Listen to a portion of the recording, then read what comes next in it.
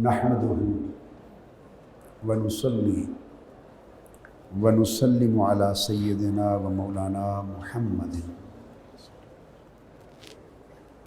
रसूलिहिन नबिय्यिल अमीनिल मकीनिल हनीनिल करीमिल रऊफिर रहीम। अम्मा बअद फ़अऊज़ु बिल्लाहि मिनश शैतानिर रजीम। बिस्मिल्लाहिर रहमानिर रहीम। अला इन्ना औलिया अल्लाहि ला खौफुन अलैहिम वला हुम यहज़नून। सदक़ल्लाहु मौलाना अज़ीम। मुहतरम मशाइख़ उलमाए कराम और मुअज़्ज़ज़ व मुकर्रम मोतक़िफ़ीन व मोतक़िफ़ात,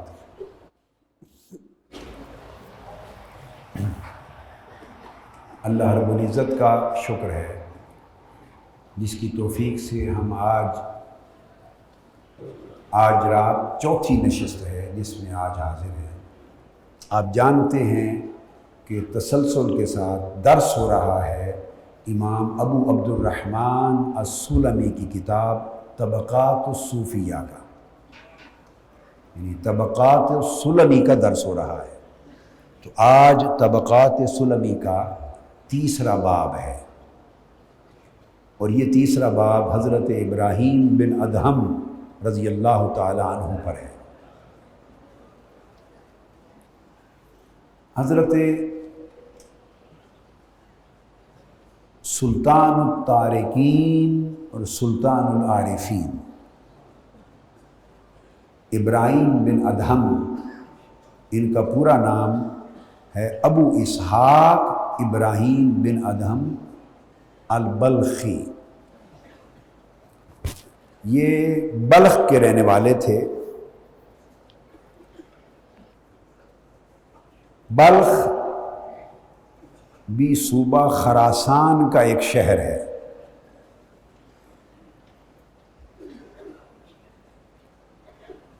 और एक तरफ बल्ख है, एक तरफ बुखारा है, एक तरफ तिरमज़ है।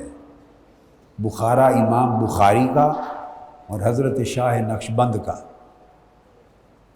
हमने ज़ियारत की है उन जगहों की, हाज़िरी दी। और तो तिरमज़ से कोई तकरीबन 10 फ़रसख़, एक फ़रसख़ कम व बेश 3 मीलों का होता है। तो 30 मील का फ़ासला है तिरमज़ से, यानी इसके दरमियान, तिरमज़ और बल्ख के दरमियान। इसी तरह फिर समरकंद ज़रा दूर है, आगे जाके बुखारा आ जाता है। तो मावरा नहर जो दरियाए जेहून है, ये पूरा ख़ित्ता ज़रख़ेज़ है। यहीं से कुल इमाम पैदा हुए हैं, औलिया हुए हैं, उरफ़ा हुए हैं, मुहद्दिसीन हुए हैं, फ़ुक़हा हुए हैं। तो ये ख़ुद भी बादशाह थे और बादशाहों की नस्ल थी इनके, उनमें से थे, बादशाहों की औलाद थी। इन्होंने बादशाहत को और दुनियावी ज़ीनत को तर्क किया। तो ज़ीनत दुनिया का तरीक़ और दुनियावी बादशाही का तरीक़ तर्क करके छोड़कर ज़ुहद व वरा, आखिरत और अल्लाह की तरफ जाने वाले रास्ते को अपना लिया।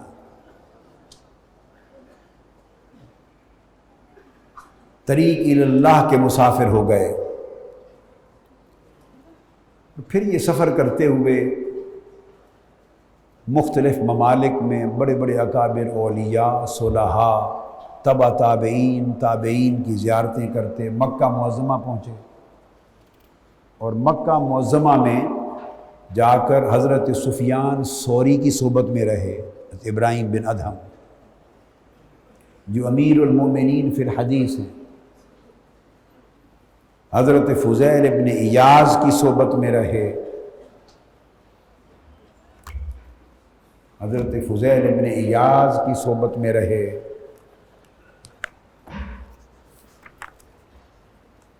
और یہ بات میں رات کو تھوڑی تھوڑی بتایا کرتا ہوں، تفصیل سے نہیں، مگر جسٹ اتنا اس قدر آگاہ کرنے کے لیے کہ یہ تمام اولیاء اور صوفیاء جن کا تذکرہ ہو رہا ہے اور جن کے ذکر سے تصوف کی کتابیں مملوء ہیں، لبریز ہیں، وہ صرف صاحبان ولایت اور صاحبان کشف و کرامت اور صاحبان زہد و ریاضت ہی نہیں تھے، جیسے بعض کم علم اور بے خبر لوگوں نے سمجھ رکھا ہے۔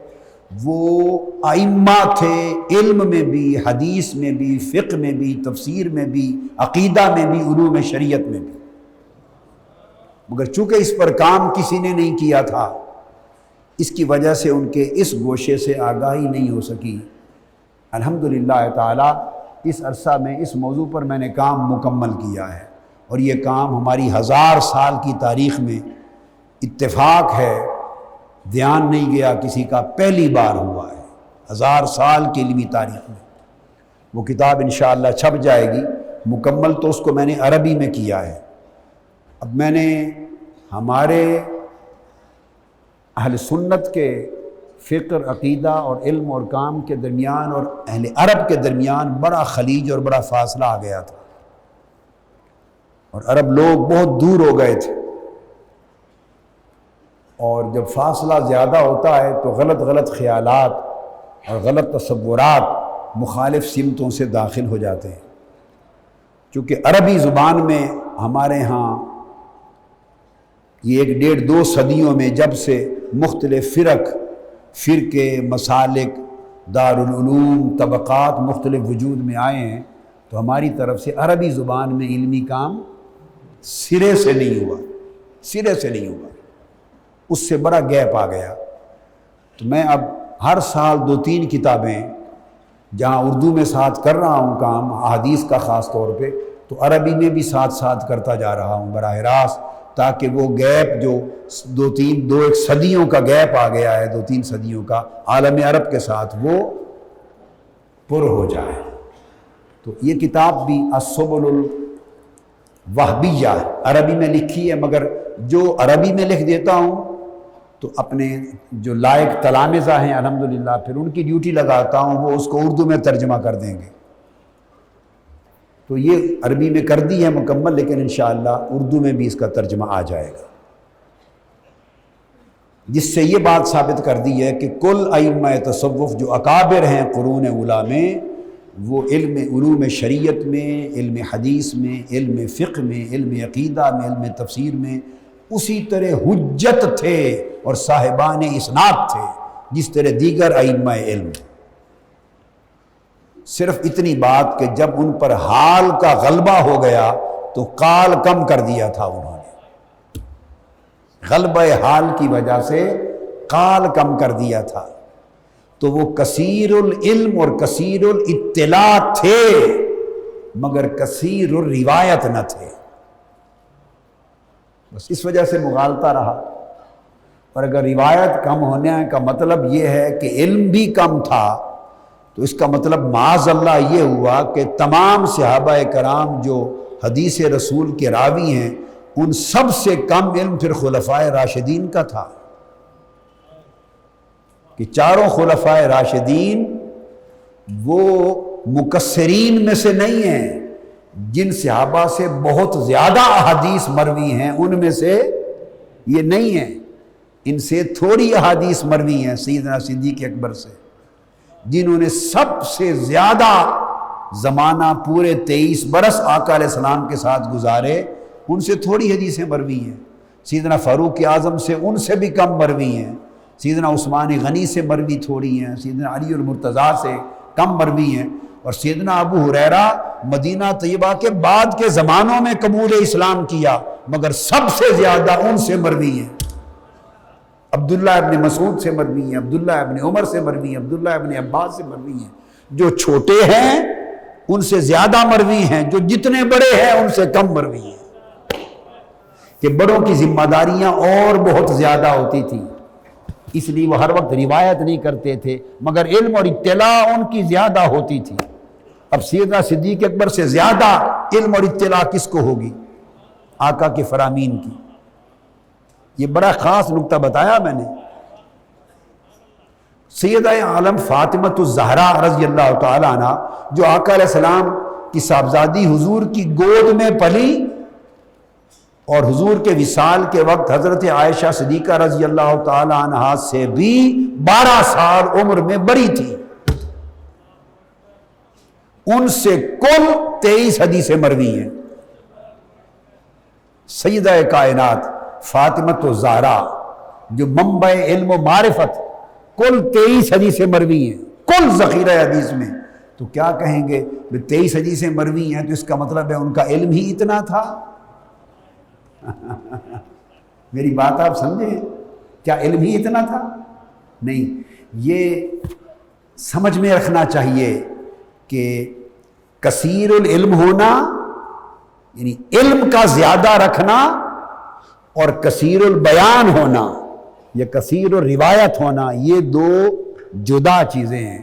یہ طبیعت میں فرق ہوتا ہے، اپنی طبیعتیں الگ ہوتی ہیں، ذمہ داریوں کی نوعیت الگ ہوتی ہے، اپنا اپنا ایک انداز ہوتا ہے۔ اور فقہا ائمہ فقہ جو مفتیان کرام تھے، ائمہ نے بیان کیا، امام احمد بن حنبل کا قول بیان کر رہا ہوں، سیدنا امام احمد بن حنبل رضی اللہ تعالیٰ عنہ کا قول۔ وہ شاگرد ہیں امام محمد بن حسن شیبانی کے اور امام شافعی کے، وہ شاگرد ہیں امام شافعی کے۔ امام شافعی شاگرد ہیں امام اعظم کے دو شاگردوں کے، امام ابو یوسف کے اور امام محمد بن حسن کے، اور امام مالک کے بھی۔ امام اعظم ابو حنیفہ کے پوتے شاگرد ہیں امام احمد بن حنبل۔ تو جب وہ اس زمانے میں جب وہ فتویٰ کی بات کرتے تھے تو ان کا اشارہ 4 اماموں کی طرف ہوتا تھا۔ یہ بڑی خاص بات ہے، یہ خاص بات ہے۔ دیکھیے اس لیے کہ اس وقت ابھی حنفی، مالکی، شافعی، حنبلی یہ مذاہب وجود میں نہیں آئے تھے۔ یہ کچھ صدیوں کے بعد امت کی حاجت ہوئی کہ تقلید جو ہے اس کو واجب کیا جائے، اس پر اجماع ہوا، ورنہ امت میں فتنے پیدا ہوں گے، تفرقے پیدا ہوں گے اور دین ٹکڑے ٹکڑے بنا دیا جائے گا۔ تو اجماع امت ہو گیا تو پھر 4 مذاہب پر قناعت ہو گئی۔ مگر ان کے زمانے میں یہ صورت نہیں تھی کہ جیسے پورا مذہب حنفی ہے اور مذہب شافعی ہے اور مذہب مالکی ہے اور مذہب حنبلی ہے، کیونکہ ایک دوسرے سے بڑھ بڑھ کے رتبے کے لوگ موجود تھے ایک ہی زمانے میں۔ کئی امام اوزائی بیٹھے ہیں، کئی یہ 4 امام بیٹھے ہیں، کئی امام عبداللہ بن مبارک بیٹھے ہیں، کئی امام سفیان ثوری بیٹھے ہیں۔ تو وہ اس درجے کے لوگ تھے کہ ایک دوسرے کے فتویٰ پر، کسی مسئلے پر اس کے فتویٰ پہ عمل کیا، کسی مسئلے پہ اس کے فتویٰ پر عمل کیا، یہ نظام تھا۔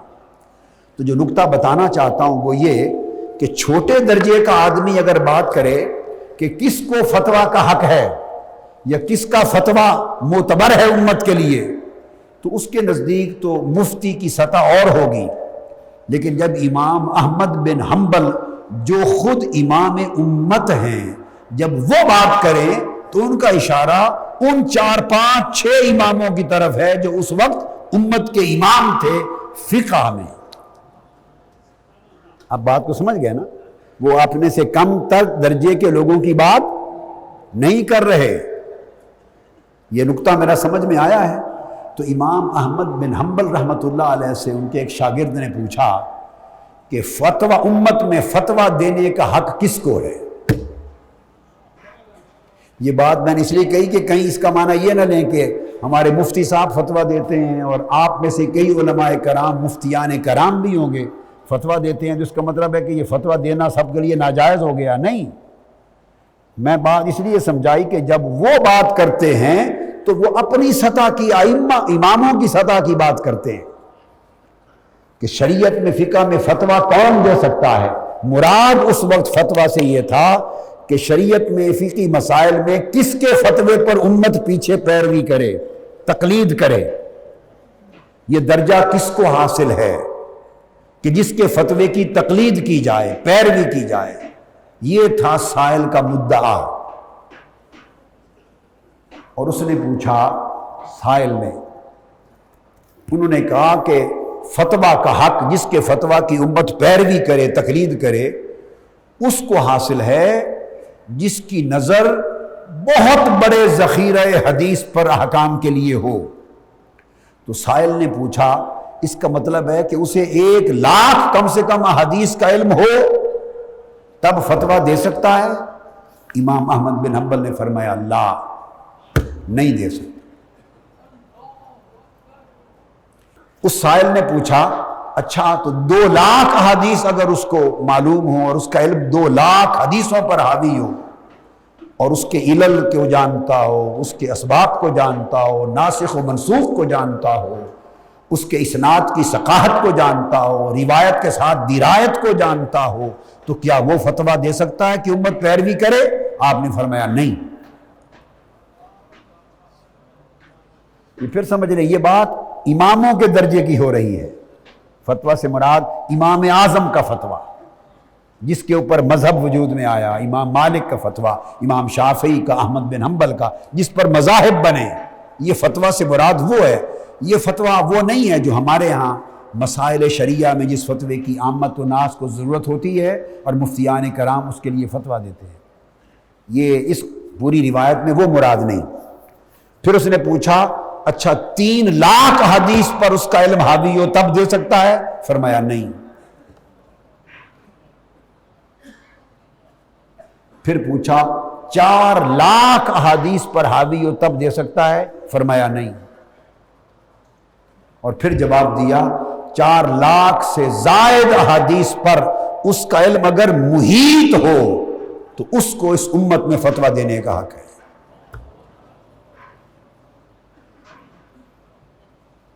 یہ امام احمد بن حنبل نے فرمایا۔ سوال کرنے والے نے اس کو ہمت نہ پڑی کہ وہ خود آپ سے اگلی بات کرتا، اس نے آپ کے صاحبزادے سے حضرت عبداللہ بن احمد بن حنبل سے بات کی، آپ کے صاحبزادے سے بات کی کہ آپ کے والد گرامی امام احمد بن حنبل نے کہ مذہب ان کے مطابق گویا 5,00,000 کے قریب احادیث پر علم حاوی ہو تو تب وہ صاحب فتویٰ ہے کہ اس کی تقلید کی جائے، تو وہ خود صاحب فتویٰ ہیں یعنی امام ہیں، تو کیا ان کا علم 4-5 لاکھ احادیث پر حاوی ہے؟ اب یہ بات ان کے بیٹے سے پوچھی، حضرت عبداللہ بن احمد بن حنبل سے۔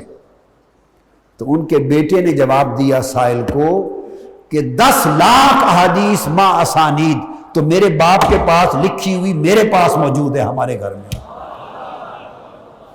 جو امام احمد بن حنبل نے جن کے پاس 10,00,000 تو ان کی نقل شدہ کتب میں حدیثیں گھر میں ہیں۔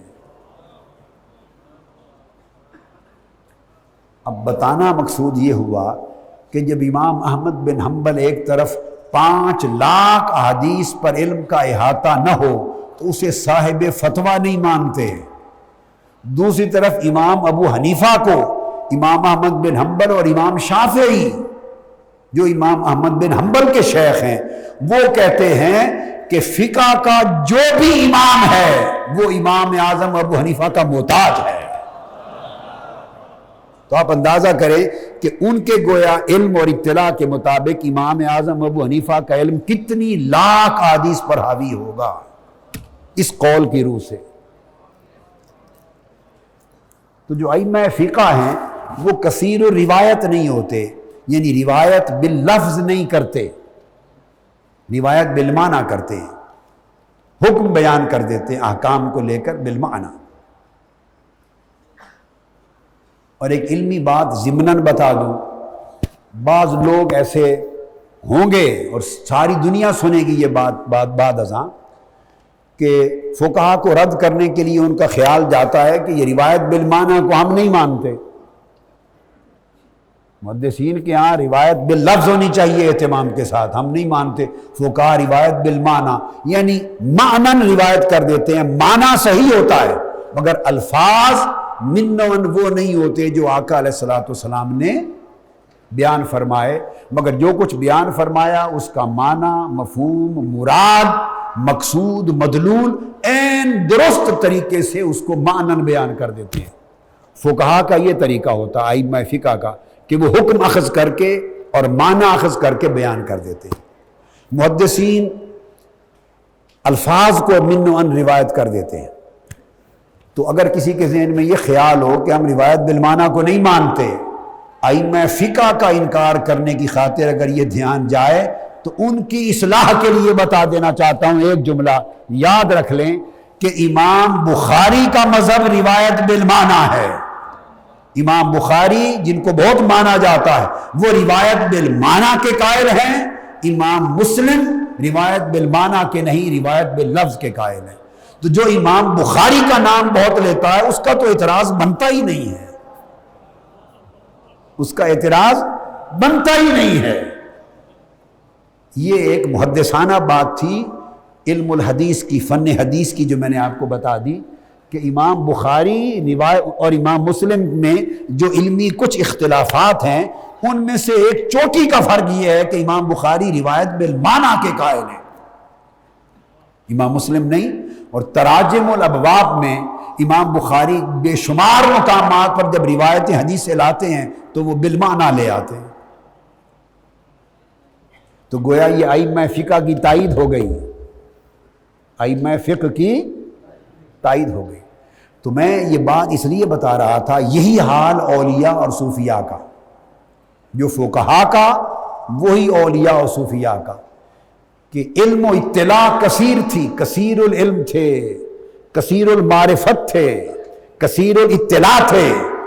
جیسے میں نے آپ کو سیدہ عالم حضرت فاطمہ الزہرا کا بتایا کہ علم اور معرفت کے چشمے وہاں سے پھوٹے، مگر ان سے جو مروی روایتیں ہماری کل کتب حدیث میں 23 ہیں۔ تو کیا کہیں گے بس علم اتنا ہے؟ نہیں، علم تو 23 سمندر بھی مل جائیں علم دین کے تو کم ہیں۔ تو روایت کرنا ایک الگ بات ہے، علم رکھنا ایک الگ بات ہے۔ تو اولیاء کا طریق یہ تھا کہ چونکہ ان کے ذوق پر، طبیعت پر حال غالب آ جاتا تھا، زہد، ورع، تقوی، عبادت، گریہ و بکا، وہ صاحبان حال ہو جاتے تھے، تو حال جو بڑھتا جاتا وہ قال کم کرتے جاتے تھے، اس لیے روایت کم کی ہے انہوں نے، اس لیے روایت کم کی۔ تو لوگوں نے سمجھا کہ شاید ان کے پاس علم حدیث ہی نہیں تھا۔ تو امام حضرت ابراہیم بن ادہم صرف ترک دنیا کرنے والے اولیاء کے ہی امام نہیں ہیں بلکہ محدثین کے بھی امام ہیں، اور انہوں نے تبع تابعین سے ہی نہیں بلکہ اکابر تابعین سے بے شمار احادیث ان سے سماع کیا ہے اور روایت کی ہے۔ حضرت یزید الرقاشی سے روایت کی ہے حضرت ابراہیم بن ادم نے، حضرت یحییٰ بن سعید الانصاری سے روایت کی ہے، حضرت مالک بن دینار سے روایت کی ہے، اور ان سے ائمہ حدیث نے حدیثیں روایت کی۔ سلطان ابراہیم بن ادم صرف فقیر نہیں ہیں، حدیث کے بھی امام ہیں۔ امام ابو اسحاق الفزاری نے ان سے روایت کی، امام شقیق البلخی نے ان سے روایت کی، بہت سے محدثین نے روایت کی، اور امام ذہبی فرماتے ہیں اور امام نسائی نے کہا کہ علم حدیث میں ابراہیم بن ادہم ثقہ ہے۔ یہ امام نسائی کا فتویٰ ہے کہ علم حدیث میں اور روایت حدیث میں ابراہیم بن ادہم ثقہ ہیں، اور امام نسائی کا ثقہ کہنا کسی کو، یہ ابن ماجہ سے بھی اونچا ہے، یہ امام ترمذی سے بھی اونچا ہے، امام ابو داؤد سے بھی اونچا ہے، اور کئی تو امام مسلم سے بھی اونچا کہتے ہیں۔ امام نسائی کا درجہ علل حدیث میں، جرح و تعدیل اور اسماء و رجال میں اتنا بلند مقام ہے۔ انہوں نے کہا ثقہ ہیں، امام دارقطنی نے کہا کہ حدیث میں ثقہ ہیں، امام عسقلانی نے التقریب میں روایت کی کہ حدیث میں صدوق ہیں۔ اور ابراہیم بن ادم سے آگے لطف کی بات یہ کہ خود امام بخاری نے الادب المفرد میں ان سے روایت کیا ہے، ان کی سند کے ساتھ حدیثیں روایت کی امام بخاری نے، اور امام ترمذی نے جامع ترمذی کے اندر ان سے روایت کی ہے صحاح ستہ میں ابراہیم بن ادم سے، کتاب الطہارت کے اندر باب المسح علی الخفین ابراہیم بن ادم سے امام ترمذی نے روایت کی ہے۔ یہ میں اتنا حصہ ہر رات اس لیے بتاتا ہوں تاکہ لوگوں کو اتنا پتہ چلتا رہے جو منکرین تصوف ہیں اور منکرین صوفیاء ہیں، ان کے پاس سب سے بڑا ہتھیار یہ ہے کہ یہ کشف اور کرامت والے لوگ ہیں اور ذوق والے لوگ ہیں اور ان کے پاس علم اور حدیث اور سند نہ تھی۔ نہیں، ان سے بڑی سند کسی کے پاس نہ تھی۔ بدقسمتی کہ دھیان نہیں گیا اہل علم کا اور اس پر کام نہیں کیا۔ اب انشاءاللہ یہ کتاب آئے گی تو دنیا کی آنکھیں کھل جائیں گی۔ یہ میں نے چند چیزیں بائی دی وے آپ کو عرض کر دی۔ اب عرض یہ کرنا چاہتا تھا کہ حضرت ابراہیم بن ادہم حضور داتا گنج بخش علی حجویری رضی اللہ تعالیٰ عنہ، ان کا خیال یہ ہے کہ آپ حضرت خضر علیہ السلام کے مرید تھے، حالانکہ آپ نے حضرت سفیان ثوری ان کی صحبت میں بھی رہے، ان سے بھی روایت کی، فضیل ابن ایاز سے بھی روایت کی، اور یہ امیر المومنین فی الحدیث ہیں، یہ سب راوی ہیں، رجال ہیں بخاری، مسلم، ترمذی، ابو داؤد کے، سیاستہ کے، اور ان کی اپنی سند بھی متصل آقا علیہ السلام تک ہے۔ حدیث میں ابراہیم بن ادہم کی رضی اللہ تعالیٰ عنہ، ابراہیم بن ادہم اپنے والد گرامی سے روایت کرتے ہیں، ادہم بن منصور سے، اور وہ براہ راست جلیل القدر تابعی حضرت سعید بن جبیر سے روایت کرتے ہیں، وہ عبداللہ بن عباس سے روایت کرتے ہیں۔ حضرت ابراہیم بن ادہم اور عبداللہ بن عباس میں صرف 2 واسطے ہیں رضی اللہ تعالیٰ عنہ۔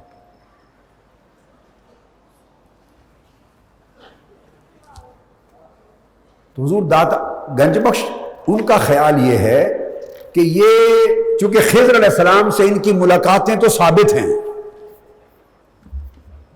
بلخ کے ریگستانوں میں سفر کر رہے تھے تو آپ کو ایک بزرگ ملے حضرت ابراہیم بن ادہم کو۔ ان کی توبہ کا واقعہ نہیں میں بیان کر رہا، وہ آپ نے بہت بڑا سنا، جو چیزیں معروف ہیں اس طرف نہیں، میں تو اصلاح احوال کے لیے تعلیمات کے گوشوں کی طرف، ہمارا درس اس موضوع پر ہے۔ تو ایک ملے بزرگ، انہوں نے کہا کہ جب صحبت ہوئی، گفتگو ہوئی تو چاہا کہ کیا چاہتے ہیں، انہوں نے کہا مجھے اسم اعظم عطا کر دے۔ انہوں نے ان کو اسم اعظم دے دیا۔ اسم اعظم لے کر ساتھ انہوں نے تلقین کی کہ یہ اسی کے پاس رہتا ہے جو اسم اعظم کے ذریعے دنیا میں کسی بڑے سے بڑے دشمن کو بھی بد دعا نہ دے، اسی کے پاس رہتا ہے۔ جو اسے اپنے دشمنوں کے خلاف استعمال کرے اس کے پاس اسم اعظم نہیں رہتا، نہ اس کی برکت رہتی ہے۔ اس لیے میں نے کہا جن کو کچھ ملتا ہے وہ ملتا اس شرط پہ ہے کہ اس کا حوصلہ بڑا ہونا چاہیے، پھر وہ جو ملا وہ اپنے مخالفوں پر استعمال کرنا شروع کر دے اور مخالفوں کو بسمی کرنا شروع کر دے تو پھر تو تماشا بن جائے یہ سارا۔ جن کو ملتا ہے وہ خیر خواہی کے لیے ملتا ہے، بد خواہی کے لیے نہیں ملتا۔ حضرت ابراہیم بن ادہم نے مزید امام اعظم ابو حنیفہ کے بھی شاگرد ہیں، ان سے بھی تلمذ کیا، اکتساب فیض کیا امام اعظم سے رضی اللہ تعالیٰ عنہ۔ تو اس لیے حضرت جنید بغدادی رضی اللہ تعالیٰ عنہ فرماتے ہیں کہ حضرت ابراہیم بن ادہم علوم طریقت و معرفت کی چابی ہیں، علوم طریقت و معرفت کی چابی ہیں، اور یہ ان اولیاء اللہ میں سے ہیں، ان چند اولیاء اللہ میں سے جن سے مجھے بڑی طبی انس اور موانست اور مناسبت اور تعلق اور رغبت ہے، مجھے بڑی خاص قلبی نسبت ہے ان کے ساتھ، اور میرے ابا جی قبلہ رحمۃ اللہ تعالیٰ علیہ کو بھی ان سے بڑی خاص قلبی، وہ تو جا کے کئی راتیں ان کے مزار پر مراقب رہتے تھے، شام میں جا کر سمندر کے کنارے آپ نے ڈیرا کر لیا تھا، وہی مزار ہے، اب وہ شہر بن گیا ہے جبلے۔ تو میں جب بھی شام جاتا ہوں حضرت ابراہیم بن ادہم کی حاضری کے بغیر کبھی نہیں گزرا، کبھی نہیں گزرا۔ فرماتے ہیں علوم طریقت و معرفت کی وہ مفتاح تھے، چابی تھے۔ تو میں نے عرض کیا کہ حضور داتا صاحب کا خیال یہ ہے کہ یہ حضرت خضر علیہ السلام کے مرید تھے. کشف المحجوب میں لکھا آپ نے. تو ایک بزرگ ملے، انہوں نے اسم اعظم دیا اور یہ شرط لگا دی کہ اس سے کسی کا برا نہیں چاہنا، بس ختم. بڑا سے بڑا دشمن آپ کو گزند پہنچائے، تکلیف پہنچائے، بڑی دشمنی کر گزرے، تب بھی اسم اعظم استعمال کرنے کی اجازت نہیں. چونکہ اسم اعظم ہے سو حوصلہ بھی اعظم ہونا چاہیے. تو آپ نے اسم اعظم لے کر، ابھی نہیں بتایا کہ ہے کیا، لے کر اسم اعظم کے بعد دعا کی کہ میری خضر علیہ السلام سے ملاقات ہو جائے. تو آگے گئے تو خضر علیہ السلام سے ملاقات ہو گئی. تو خضر علیہ السلام نے پوچھا، ابراہیم بن ادہم تمہیں معلوم ہے جو شخص تمہیں ملا جس نے تمہیں اسم اعظم دیا وہ کون تھا؟ پوچھنے لگے بتائیے. فرمایا وہ میرا بھائی داؤد تھا، حضرت داؤد بلخی، اکابر اولیاء میں سے، اس نے اسم اعظم دیا. اب اس اسم اعظم اب وہ سوال کر رہے ہیں اسی سفر میں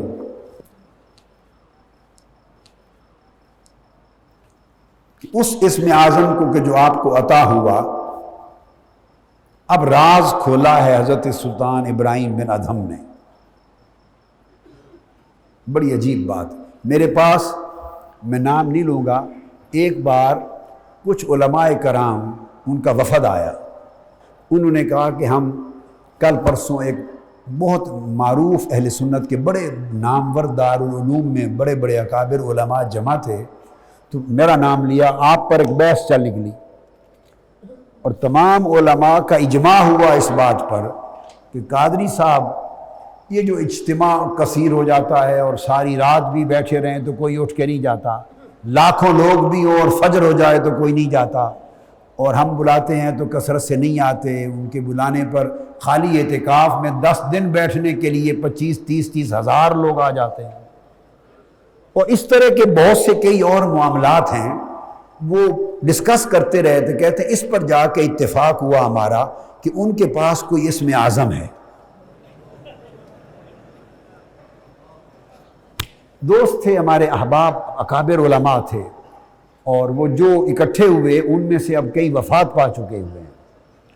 تو انہوں نے کہا کہ یہ بات اس کے سوا اور کوئی بات نظر نہیں آتی، تو کسی طریقے سے ان سے پوچھا جائے، اس کی تصدیق کی جائے. تو ان چند علماء کے ذمے لگا. ان کا میرے ساتھ آنا جانا ملنا بہت تھا. میری نوجوانی کے وقت سے وہ مجھے ملا کرتے تھے.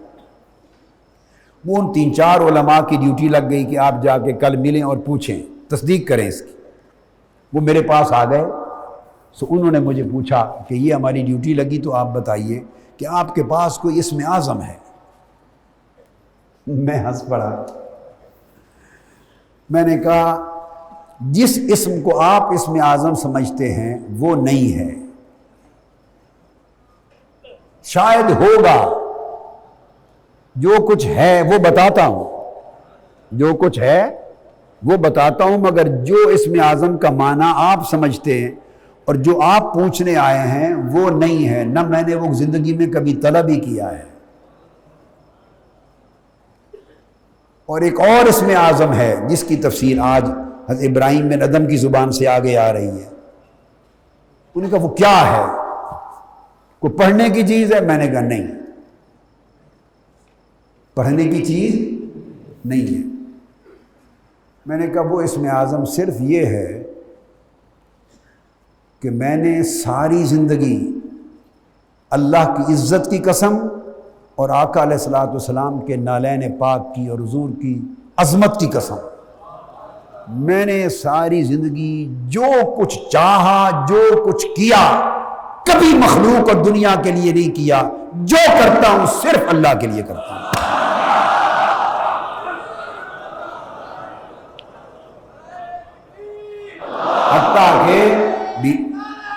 حتیٰ کہ بیمار ہو جاؤں، کتنی بیماری ہو جائے، دنیا میں کئی ملکوں میں علاج کے لیے بھی چلا جاؤں، تو اپنی مرض کے لیے دعا بھی نہیں کرتا.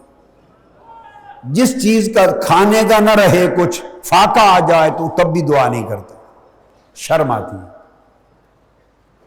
مطلب ہے میں دنیا کے لیے کبھی اللہ سے نہ کبھی چاہا نہ چاہتا ہوں، نہ دنیا کے لیے چاہتا ہوں، نہ دنیا کے لیے کرتا ہوں، نہ دنیا کی فکر کرتا ہوں۔ جو سوچتا ہوں، جو چاہتا ہوں، جو کرتا ہوں، صرف اللہ کے لیے۔ بس میں نے کہی اسم اعظم ہے، تو آپ اس اسم اعظم کو شروع کر لیں تو آپ کا بھی یہی حال ہو جائے گا۔ ساری رات بٹھائیں گے، صبح تک کوئی نہیں اٹھے گا۔ وہ کہنے لگے کہ یہ سمجھ میں نہیں آتی۔ میں کہ اب آپ سمجھ میں آئے یا نہ آئے آپ کی مرضی ہے، میرا تو قصور نہیں ہے، مگر قسم کھا کے بتا دیا کہ ہے یہی کچھ۔ یعنی میں مخلوق کے لیے نہیں کہ مخلوق جمع ہو جائے یا یہ ہو جائے، یہ لوگ آ جائیں، یہ فلان، یہ میں سوچتا ہی نہیں اس چیز کو۔ تو مخلوق کی سوچ کو ہی دل سے نکال دینا اور صرف اسی کی خاطر سب کچھ کرنا، یہ اسم اعظم ہے۔ اصل تصوف یہ ہے۔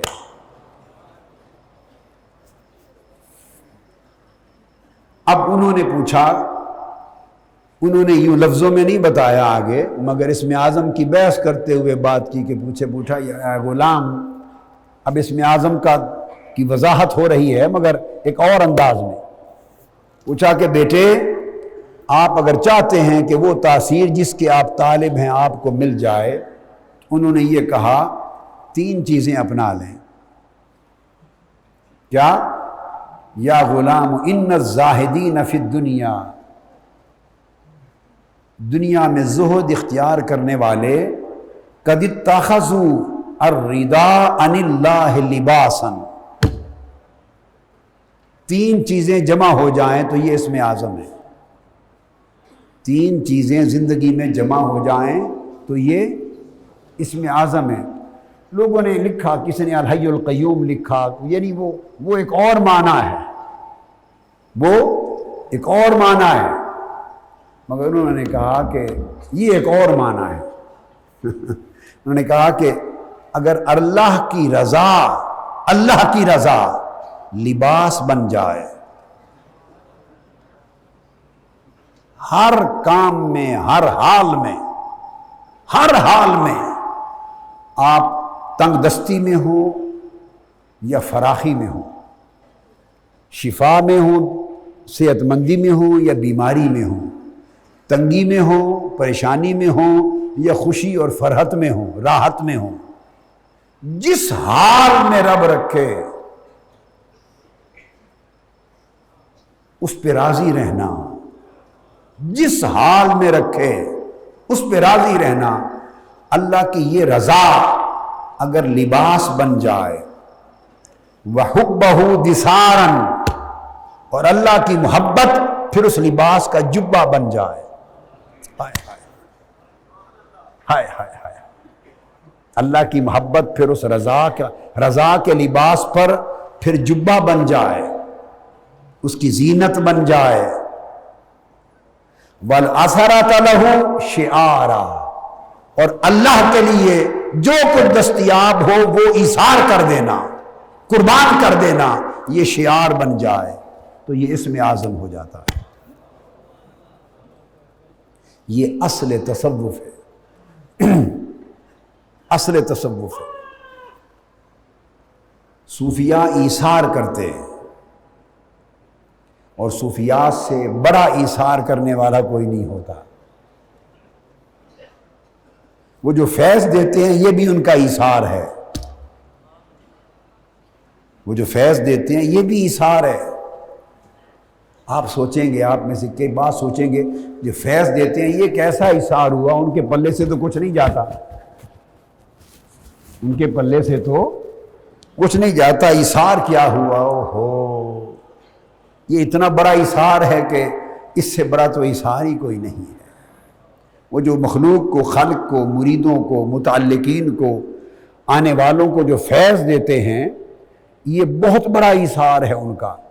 اس لیے کہ فیض دینے کے لیے جس کو فیض دینا ہو اس طرف توجہ کرنا ضروری ہے، جس کو فیض دینا ہے اس طرف توجہ کرنا ضروری ہے۔ تو جب اللہ کے ولی ان بندوں کی طرف توجہ کرتے ہیں تو اس لمحے ادھر سے توجہ کچھ ہٹانی پڑتی ہے، اس سے بڑی قربانی اور کیا ہے؟ ہائے ہائے ہائے کہ صوفی لوگ اہل اللہ ولایت نام ہی توجہ اللہ کا ہے. بات کو سمجھیں، ولایت نام ہی توجہ اللہ کا ہے. استغناء عن الخلق، مخلوق سے بے نیاز ہو جانا، مخلوق سے توجہ ہٹا لینا اور متوجہ اللہ ہو جانا، یہ ولایت ہے. اور نبوت و رسالت توجہ الخلق ہے. التوجہ من الخالق الى الخلق، یہ نبوت و رسالت ہے کہ رب سے پا کر مخلوق کو دینے، ہدایت دینے کے لیے متوجہ ہونا. تو نبوت و رسالت اللہ سے لے کر مخلوق کی طرف متوجہ کرنے ہونے کا نام ہے. ولایت مخلوق سے دھیان ہٹا کر ہماتن اللہ کی طرف متوجہ رہنے کا نام ہے. اب بات کو سمجھ گئے نا؟ لہٰذا جب اللہ والے دوسرے بندوں کو فیض دیتے ہیں تو فیض دیا جاتا ہے توجہ سے، اور وہ ان پر توجہ جب کرتے ہیں تو توجہ اپنی توجہ بانٹتے ہیں، ادھر سے کچھ ہٹاتے ہیں، اپنا نقصان کرتے ہیں اور اللہ کی مخلوق کو عطا کرتے ہیں، ان کا بھلا کرتے ہیں. کیونکہ جب وہ اپنی توجہ ادھر سے ہٹاتے ہیں مخلوق کو دینے کے لیے تو اس سے بڑی قربانی اور کیا ہے؟ اس سے بڑی قربانی کیا ہے؟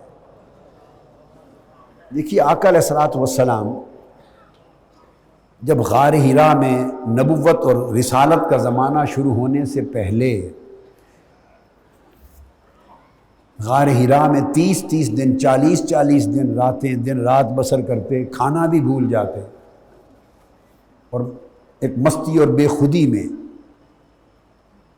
غار حرا میں طویل دن گزارتے، جس کو بخاری شریف کی روایت میں حضرت عائشہ صدیقہ رضی اللہ تعالیٰ عنہا نے بخاری شریف کی ابتدا یہاں سے کی اس حدیث سے، حبب الی الخلا، کہ جب نبوت کا زمانہ بعثت کا قریب آیا، بعثت کا نبوت تو آقا علیہ السلام کو اس کائنات بشریت کی تخلیق سے بھی پہلے سے مل چکی، بعثت کا زمانہ قریب آیا تو خلوت محبوب بنا دی گئی. خلوت محبوب بنا دی گئی، یعنی غلبہ ولایت ہوا، غلبہ ولایت ہوا اور غار حرا میں خلوت کا نشینی کرنے لگے، جس کو علامہ کہتے ہیں مصطفیٰ اندر حرا خلوت جی گزید مدت جز خیشتن کسرا ندید.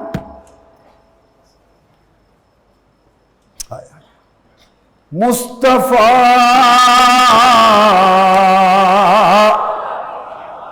اندر حرا خلوت گزید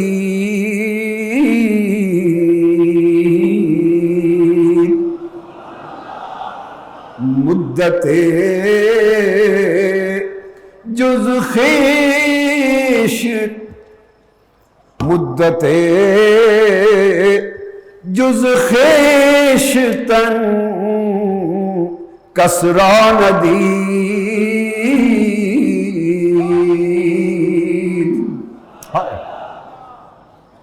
قریب آیا زمانہ تو خلوت نشینی ہونے لگی. یہ خلوت نشینی ولایت کا خاصہ ہے، سمجھ لیں، نبوت کا خاصہ نہیں ہے. نبوت جلوت چاہتی ہے، خلق کی ہدایت کے لیے نبوت جلوہ چاہتی ہے، ظہور چاہتی ہے. نبوت اس کے تعلق کے لیے اخفاء چھپنا چاہتی ہے، خلوت چاہتی ہے، ولایت چھپنا چاہتی ہے. تو احوال ولایت کا غلبہ ہو گیا. تو پھر کیا تھا؟ پھر اس حال میں پھر حق ظاہر ہوا، کھانا پینا بھی بھول جاتے. پھر جب فریضہ رسالت سپرد ہو گیا، فریضہ رسالت اور حکم آ گیا، یا ایھا المدثر قم فانذر وربک فکبر، مخلوق کی طرف جائیے اور راہ ہدایت کی طرف بلائیے. اور کوئی صفا پہ پھر لوگوں کا اکٹھ کرنے لگے. تو پھر جب مخلوق کی طرف انہیں راہ ہدایت پر بلانے میں مصروف ہو گئے تو وہ خلوت نشینی پھر بعد میں نہیں رہی۔ خاص بات بتا رہا ہوں، وہ نکتہ کہ ایثار کیسے ہے وہ فیض دینا۔ پھر خلوت نشینی کی مہلت و فرصت نہ رہی، کیا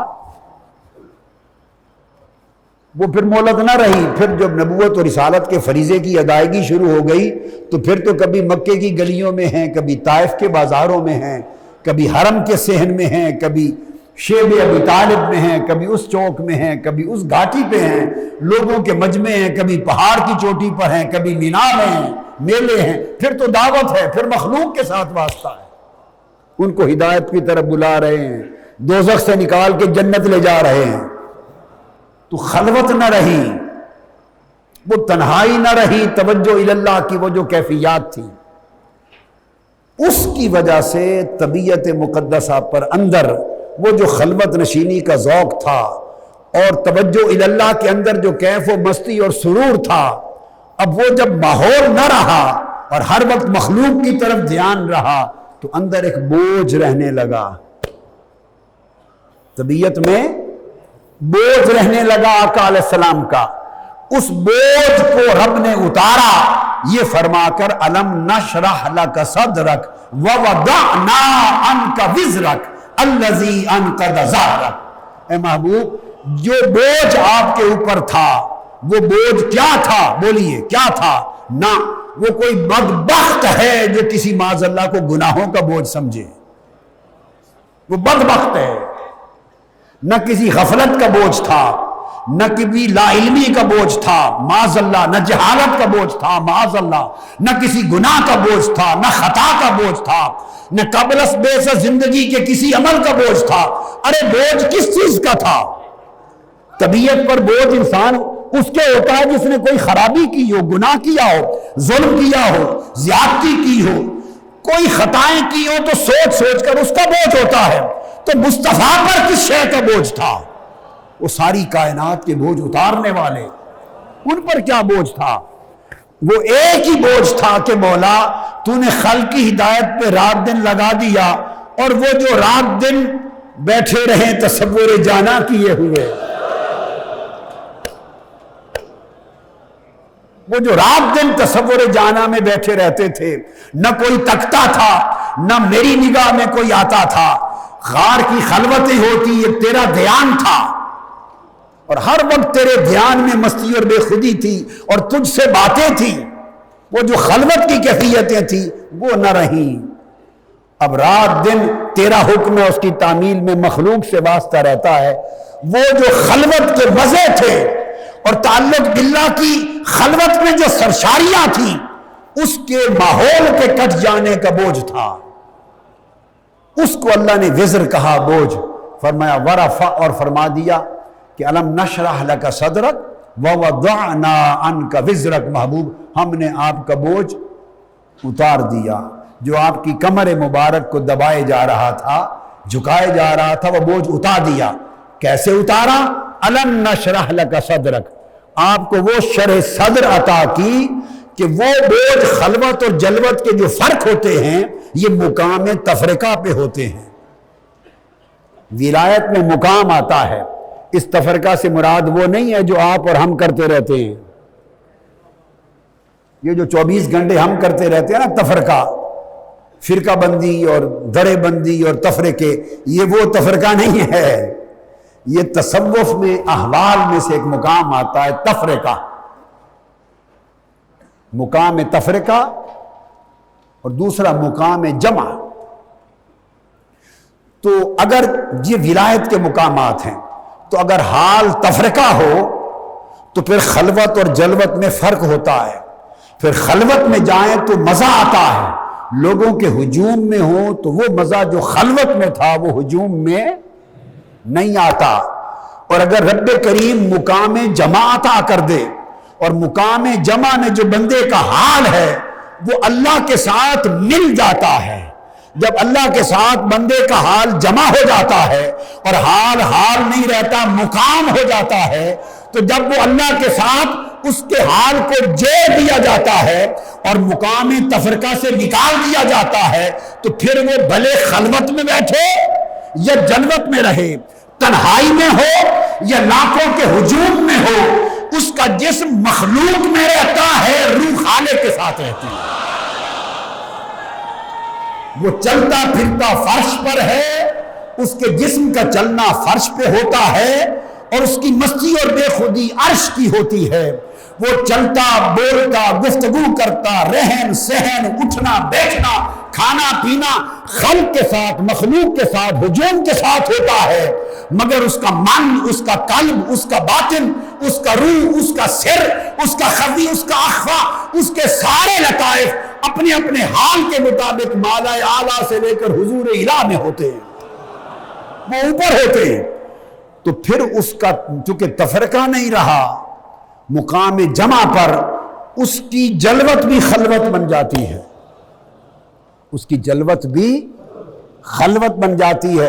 تو جو مزے تنہائی میں آتے ہیں وہ ہجوم میں بیٹھ کر بھی وہی مزے لیتا رہتا ہے، کہ جسم بات چیت گفتگو دھیان تو اللہ کے بندوں کی طرف رہتا ہے، اور من اس کا اللہ کے ساتھ رہتا ہے۔ یہ مقام جمع ہے، یہ مقام، اور پھر جو اس مقام جمع میں آخری کمال کو پائے تو پھر وہ مقام آ جاتا ہے جمع الجمع کا، جمع الجمع۔ تو مقام جمع سے بھی اونچا مقام جمع الجمع ہے۔ تو الم نشرح لک صدرک، کیا آپ کا سینہ ہم نے آپ کے لیے کھول نہیں دیا؟ یہ سینہ اقدس کا کھولنا مقام جمع الجمع کی طرف اشارہ تھا۔ محبوب ہمیں معلوم ہے تجھے غار حرا کی خلوتوں تنہائیوں میں کیا لطف آتا تھا، اور غرا کے اندھیروں میں کیا مزہ آتا تھا، اور ان سرشاریوں میں کیفیت کیا ہوتی تھی معلوم ہے۔ تو نے میری خاطر وہ سرشاریاں چھوڑی، ہائے ہائے ہائے، تو نے میرے حکم پر میں نے رسول بنایا، اور میں نے کہا یہ دوزخ کی طرف گرنے والی مخلوق کو بچا، ان کو راہ ہدایت دکھا، جنت کی طرف لا۔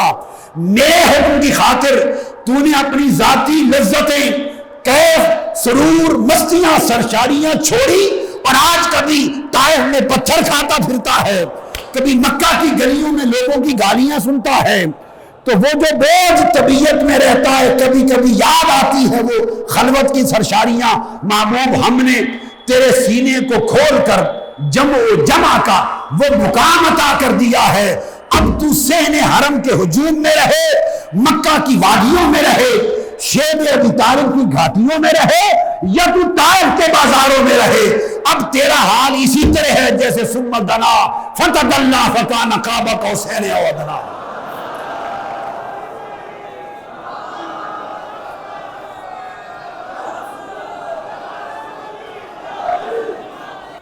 گویا معراج معجزہ بنانے کے لیے تھا، معراج معجزہ بنانے کے لیے تھا اور دنیا کو بتانے کے لیے تھا۔ اب جب سے ہم نے شرح صدر آپ کے رتبے کے مطابق، دیکھو نا شرح صدر حضور کا بھی اور اولیاء کا بھی ہے۔ افمن شرح اللہ صدرہ للاسلام فہو علی نور من ربہ۔ کبھی غور نہیں کیا آپ نے دو آیتوں کے فرق میں؟ ان میں فرق ہے۔ فرمایا افمن شرح اللہ صدرہ، یہاں تک ایک ہے، الم نشرح صدرک یہ بات، اور افمن شرح اللہ صدرہ یہاں تک دو چیزیں مشترک ہیں۔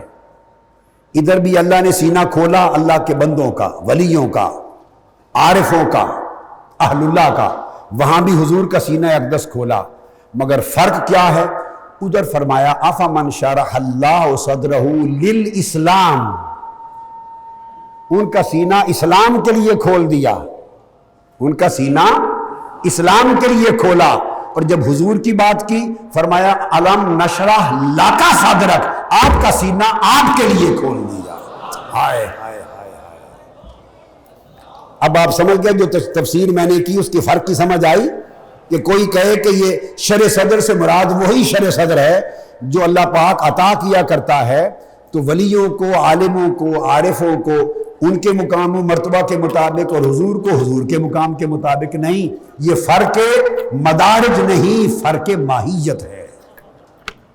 فرق مدارج نہیں، فرق، کیونکہ وہاں شرع صدر سینہ کھولنا فرمایا اسلام کے لیے، ان کا سینہ کھول دیا، یعنی اسرار اسلام کے دے دیے، معارف دے دیے، علوم لدنی دے دیے، راز دے دیے. اب جب وہ بولتے ہیں سینہ کھل جانے کے بعد تو وہ کچھ بولتے ہیں جو کتابوں میں نہیں ہوتا، جو ملائے اعلیٰ سے آتا ہے.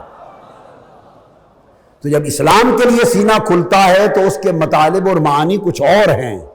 اور جب آقا علیہ السلام کی بات کی تو فرمایا الم نشرح لک صدرک، آپ کا سینہ، اسلام تو محبوب پہلے ہی آپ کے لیے ہے. ہائے ہائے ہائے، آپ کا سینہ اسلام کے لیے کیا کھولنا ہے، ہم نے تو اسلام ہی آپ کے لیے کھولا ہے. اسلام بنایا ہی آپ کے لیے ہے.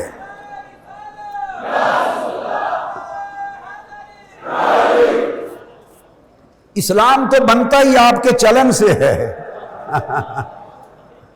اسلام تو بنتا ہی آپ کے پھبن سے ہے. اسلام تو بنتا ہی آپ کے، جو آپ کہہ دیتے ہیں وہ اسلام ہے، جو کر دیتے ہیں وہ اسلام ہے، جدھر تک لیتے ہیں وہ اسلام ہے، جس کو ہاں کر دیتے ہیں وہ اسلام ہے، جس کو نہ کر دیتے ہیں وہ اسلام ہے. تو آپ کا اسلام کے لیے کیا کھولنا ہے؟ اسلام تو خود تکتا رہتا ہے آپ کے زبان کے کھلنے کو. حضور کا سینہ کھولنا الم نشرح لک صدرک، آپ کا سینہ آپ کے لیے کھولا. اس کا مطلب ہے کہ کوئی آپ کی ذاتی ضرورت تھی، ہائے ہائے ہائے، کوئی ذاتی مسئلہ تھا جس کے لیے سینہ کھولا. اور ذاتی مسئلہ اور کیا ہو سکتا تھا؟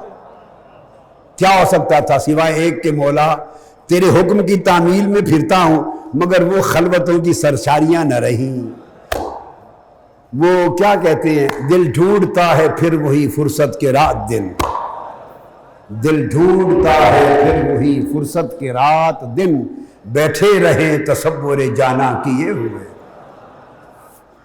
وہ جو لذتیں تھیں، سرشاریاں تھیں تنہائی کی، تو وہ نہ رہیں. ہر وقت اب کبھی ابو جہل کو سمجھاتے پھرتے ہیں، کبھی ابو لہب بدبخت کو سمجھاتے پھرتے ہیں، کبھی یہ ہے. تو میں ان سے گھبراتا تو نہیں ہوں، خوش ہوں، تیرے حکم کی تعمیل ہے. مگر وہ جو ایک من کی سرشاریاں تھیں جو غار میں ملتی تھی، وہ موقع تو نہ رہے. اللہ نے فرمایا محبوب ہم نے جمع الجمع کا مقام دے کر وہ تیرا بوجھ بھی اتار دیا. اب تو ساری زندگی مخلوق میں گزار، تیرا حال وہی رہے گا جو کعبہ قوسین پر بیٹھنے میں ہے.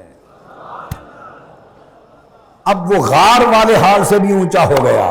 غار کیا ہے؟ غار کیا تھی؟ وہ تو محبوب بعثت سے پہلے کی سرشاریاں تھیں. اب تجھے وہ سرشاریاں دیتے ہیں جو تمہیں ثم دنا فتدلی فکان قاب قوسین او ادنا. اب او ادنا کی سرشاریاں ہیں. اس لیے حضور کا ہر لمحہ معراج تھا.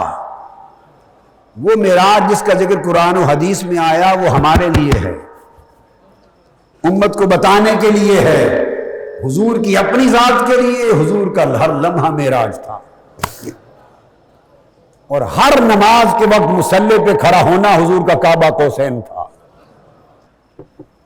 یہ ایک بات چلی تھی، سمجھا رہا تھا کہ خسارہ ہوتا ہے جن کے دل لگ جاتے ہیں، جڑ جاتے ہیں، انہیں دھیان اگر ادھر سے ہٹانا پڑے اور مخلوق کی طرف کرنا پڑے تو گوارا نہیں ہوتا.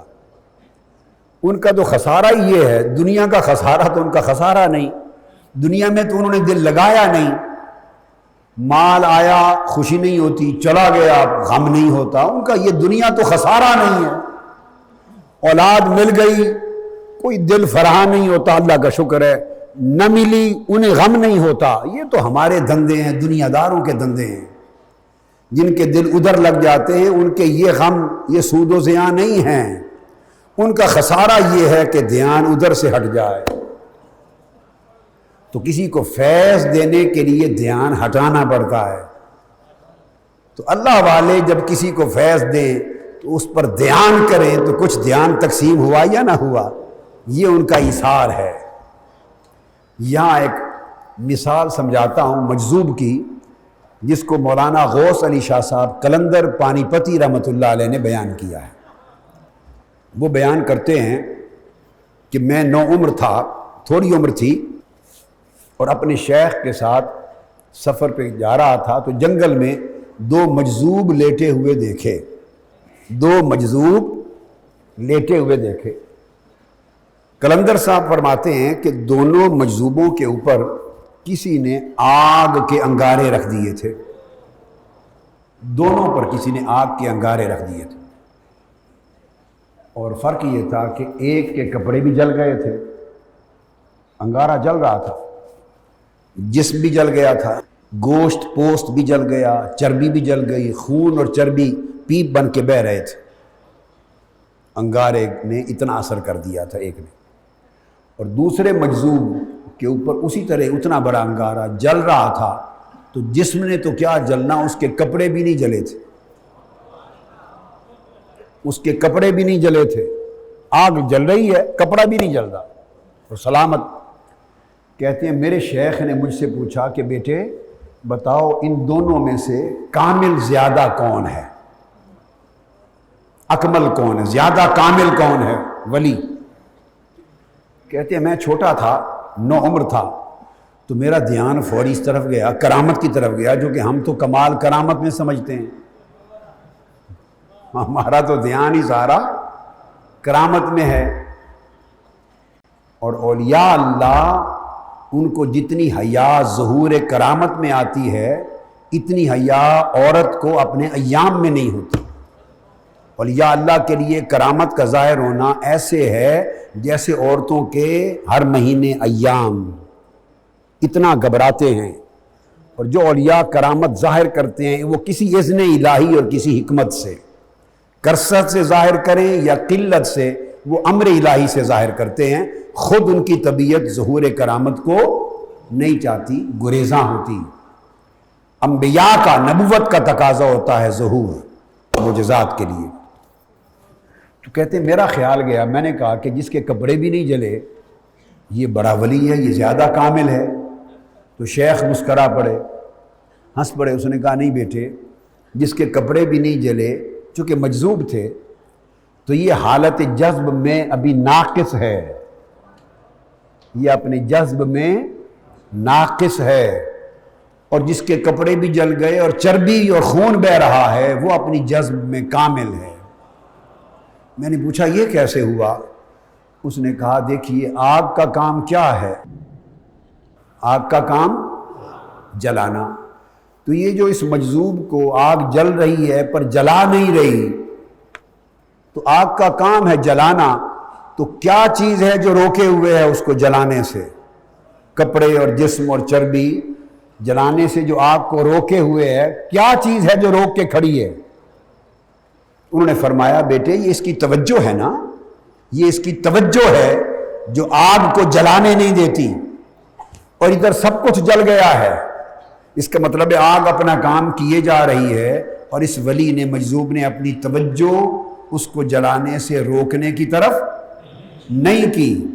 تو جو توجہ کر کے آگ کو جلانے سے روک رہا ہے اس کی جذب ناقص ہے، کہ کچھ توجہ اللہ کی طرف ہے، کچھ ابھی اپنے جسم کو بچانے کی طرف ہے، کچھ اللہ کی طرف ہے، کچھ اپنی طرف ہے، تبھی تو خود کو بچا رہا ہے نا، توجہ ابھی اس کی بٹی ہوئی ہے، سو جذب ناقص ہے۔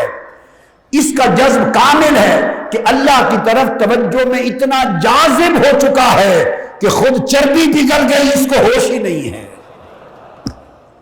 ہوش ہی نہیں، جسم جل گیا، خون چربی بہہ گئی، اسے ہوش ہی نہیں۔ کیوں؟ کہ توجہ ادھر اتنی جذب ہو گئی کہ اپنا ہوش نہ رہا، اس کا ہوش کچھ ادھر ہے، کچھ توجہ اپنی طرف ہے، تو وہ ناقص ہے۔ مثال مجذوب تھی مگر اس سے مسئلہ بڑا آسانی سے سمجھ میں آ جاتا ہے۔ تو اولیاء اللہ جب کسی کو فیض دیتے ہیں تو بڑی قربانی ہوتی ہے، یہ کسی کو کیا خبر، لینے والے نے تو ویسے ہی سمجھا کہ بس میرا حق تھا، میں لے کے آ گیا، معلوم نہیں انہوں نے کتنی قربانی سے دیا، توجہ کی تو کتنی قربانی سے کی۔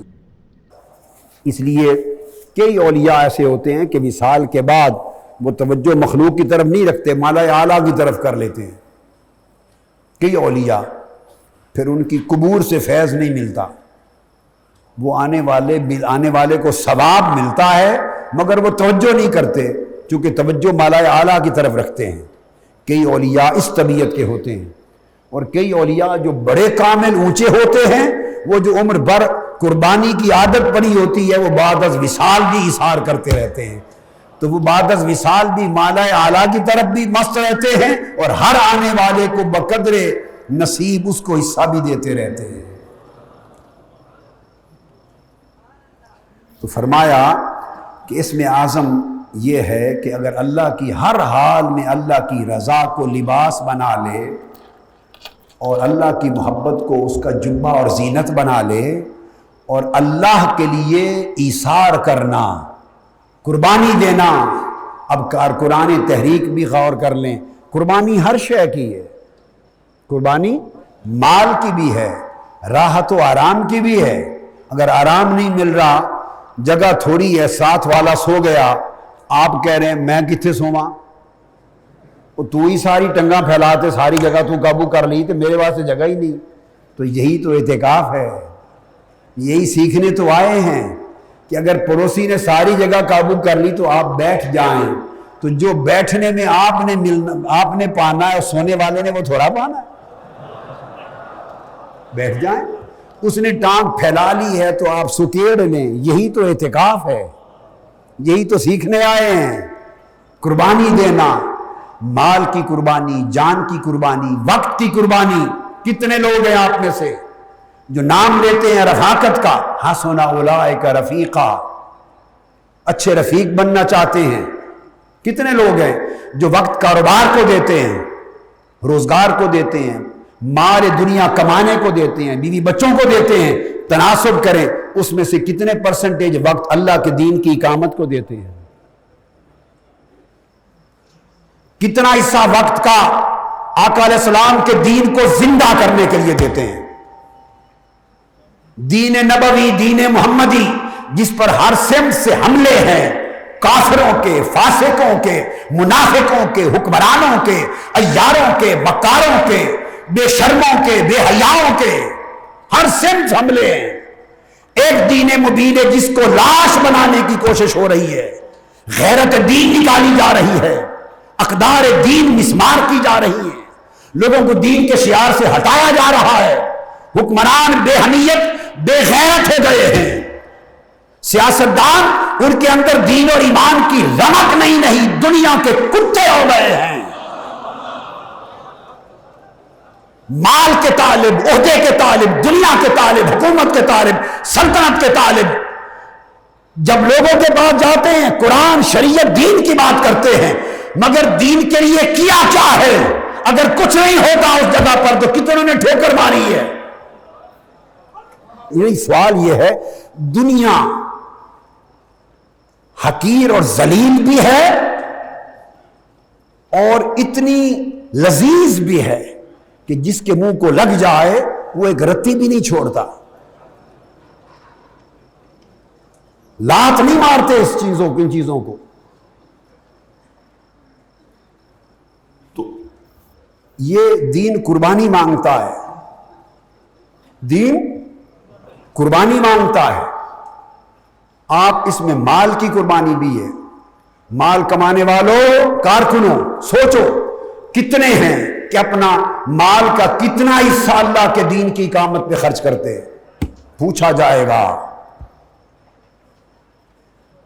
اپنے مال کا کتنا حصہ اپنے قریبی رشتہ داروں، غریبوں، محتاجوں اور ضرورت مندوں پہ خرچ کرتے ہیں، پوچھا جائے گا۔ حضور کا دین پکار رہا ہے، کتنا وقت کا کتنا حصہ اس دین کو دیتے ہیں؟ یہ تحریک، یہ مشن اسی لیے ہے، رفاقت اسی لیے ہے، میرے ہاتھ چومنے کے لیے تو نہیں ہے۔ کیا فائدہ میرے ہاتھ چومنے کا؟ میرے ہاتھ چومنے سے تو کچھ نہیں ملے گا آپ کو، اس لیے کہ نہ یہ ہاتھ چومنے کے قابل۔ یہ اس دن پتہ چلے گا ان ہاتھوں کا جن کو چومتے ہیں کہ جس دن پتہ نہیں دوزخ میں جل رہے ہوں گے، یہ کیا حال ہوگا۔ تو پردہ ڈالا ہوا ہے، آپ اچھا سمجھتے ہیں، خدا جانے قیامت کے دن جب پردے اٹھیں گے تو پتہ نہیں کیا حال ہوگا۔ گھسیٹا جا رہا ہوگا، ٹھوکریں ماری جا رہی ہوگی، میں اپنی بات کر رہا ہوں، دوزخ میں پھینکیں گے، دوزخ بھی دھکے دے دے گی کہ یہ تو اتنا برا ہے کہ میں بھی نہیں رکھتی اس کو۔ یہ آپ کے گمان ہیں، آپ اچھا جانتے ہیں، ہاتھ چومتے ہیں تو یہ کیا، اس سے ہاتھ چومنے سے دین زندہ ہو جائے گا؟ میرے نام کے نعرے لگاتے ہیں تو نعرے جرأت بہادری وغیرہ اس قسم کے نعروں سے دین زندہ ہو جائے گا؟ عملی قربانی چاہتا ہے دین کی زندگی، دین کی اقامت۔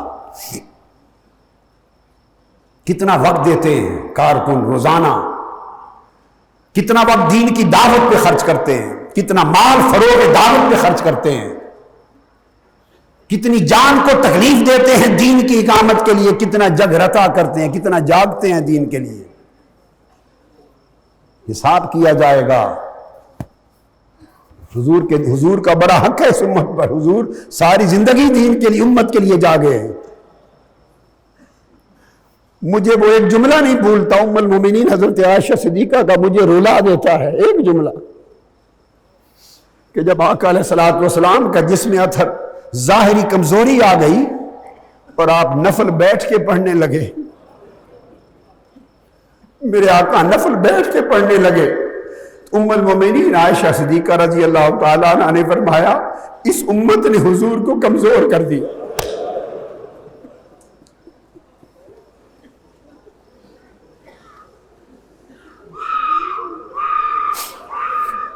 انہوں نے فرمایا امت نے حضور کو اس حال تک پہنچا دیا کہ آج نوافل کے لیے کھڑے نہیں ہو سکتے۔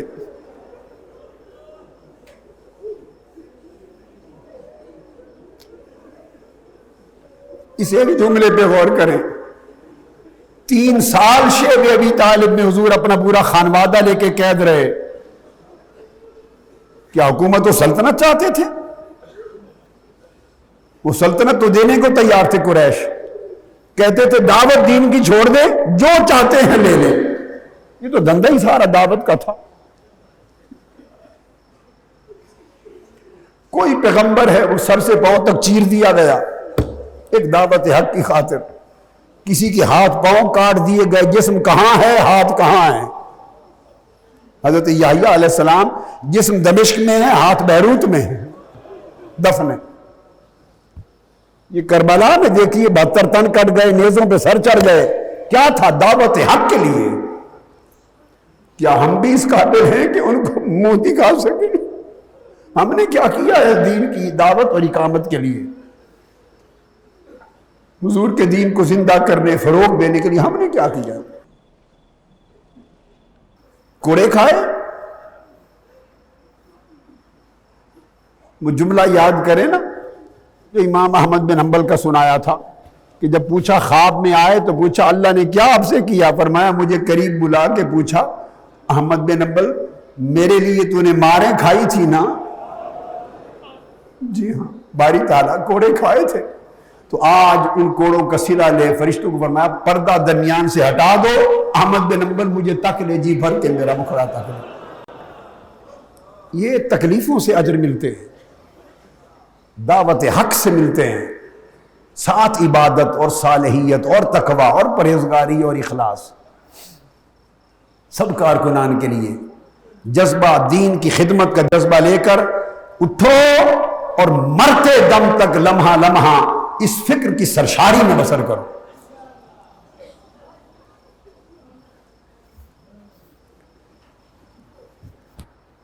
تو انہوں نے فرمایا کہ اے بیٹے، اگر یہ 3 چیزیں اللہ کے لیے قربانی دینا، اظہار کرنا سمیت، یہ 3 چیزیں اگر تو اپنا اوڑھنا بچھونا زندگی کا بنا لے تو فرمایا تو پھر فَتَفَضُّلُ اللَّهِ تَعَالَى عَلَيْهِمْ لَيْسَ كَتَفَضُّلِهِ عَلَى غَيْرِهِمْ، تو اللہ کا اتنا فضل ہوتا ہے ایسے لوگوں پر کہ ساری کائنات میں اتنا فضل پھر کسی اور پہ نہیں کرتا، اللہ بڑا راضی ہو جاتا ہے اس سے۔ اور حضرت سلطان ابراہیم بن ادہم رضی اللہ تعالی عنہ، انہوں نے تلقین کی، ایک واعظ کیا، اس واعظ میں 14 نصیحتیں کی۔ امام سلمی نے روایت کی، ایک واعظ میں 14 جملے 14 نصیحتیں کی، اور آپ نے فرمایا لا تطمع فی السحر مع الشبع، کہ اے بندے اگر تو چاہے کہ تجھے جاگنا نصیب ہو اللہ کے لیے، جاگے بغیر کچھ نہیں ملتا، جاگے بغیر کچھ نہیں ملتا، اگر تو چاہے کہ جاگنا نصیب ہو تو پیٹ بھرنے والے کو جاگنا نصیب نہیں ہوتا، جو پیٹ بھر کے کھایا کرے اسے جاگنا نصیب نہیں ہوتا۔ سمجھ آئی ہے بات کی؟ ایک جملے میں ایک زندگی کا پورا عنوان دے دیا۔ پیٹ بھر کے کھانے والوں کو جاگنا نصیب نہیں ہوتا۔ دوسری بات فرمائی وَلَا تَطْمَعْ فِي الْحُزْنِ مَعَ كَثْرَةِ النَّوْمِ، اور اگر چاہے کہ تجھے اللہ کا غم نصیب ہو، اللہ کا اور آخرت کا غم مل جائے، تو زیادہ سونے والوں کو وہ آخرت کا اور مولا کا غم نہیں ملتا، زیادہ سونے والوں کو آخرت کا غم نہیں ملتا۔ وَلَا تَطْمَعْ فِي الْخَوْفِ لِلَّهِ مَعَ الرَّغْبَةِ فِي الدُّنْيَا، اور اگر تو چاہے کہ تجھے اللہ کا خوف نصیب ہو جائے تو اللہ کا خوف دنیا کی رغبت لالچ رکھنے والوں کو نہیں ملا کرتا، اللہ کا خوف دنیا سے رغبت اور دنیا کا حرص لالچ رکھنے والوں کو نہیں ملا کرتا۔ پھر دل کو رغبت دنیا سے پاک کرنا ہوگا۔ میں ہمیشہ جملہ بولا کرتا ہوں کہ یہ کہ دنیا میں رہیں، دنیا میں رہیں، پر دنیا آپ میں نہ رہے۔ آپ دنیا میں رہیں مگر دنیا آپ میں نہ رہے۔ خود دنیا میں رہیں مگر دنیا کو خود میں نہ رہنے دیں۔ تو رغبت دنیا اگر رکھے تو خوف الہی نہیں ملتا۔ پھر فرمایا وَلَا تَطْمَعْ فِي الْأُنْسِ بِاللَّهِ مَعَ الْأُنْسِ بِالْمَخْلُوقِينَ، اور اگر مخلوقات کا اور دنیا والوں کا اگر محبت اور انس دل میں ہو تو اللہ کا انس دل میں نہیں آتا۔ میں نے کہا تھا دو محبتیں، اللہ کی بھی اور اس کے غیر کی بھی محبت ایک دل میں جمع نہیں ہوتی، جیسے ایک کمرے میں دو سوکنے نہیں رہتی، اس طرح اللہ کی اور غیر کی محبت ایک دل میں جمع نہیں ہوتی۔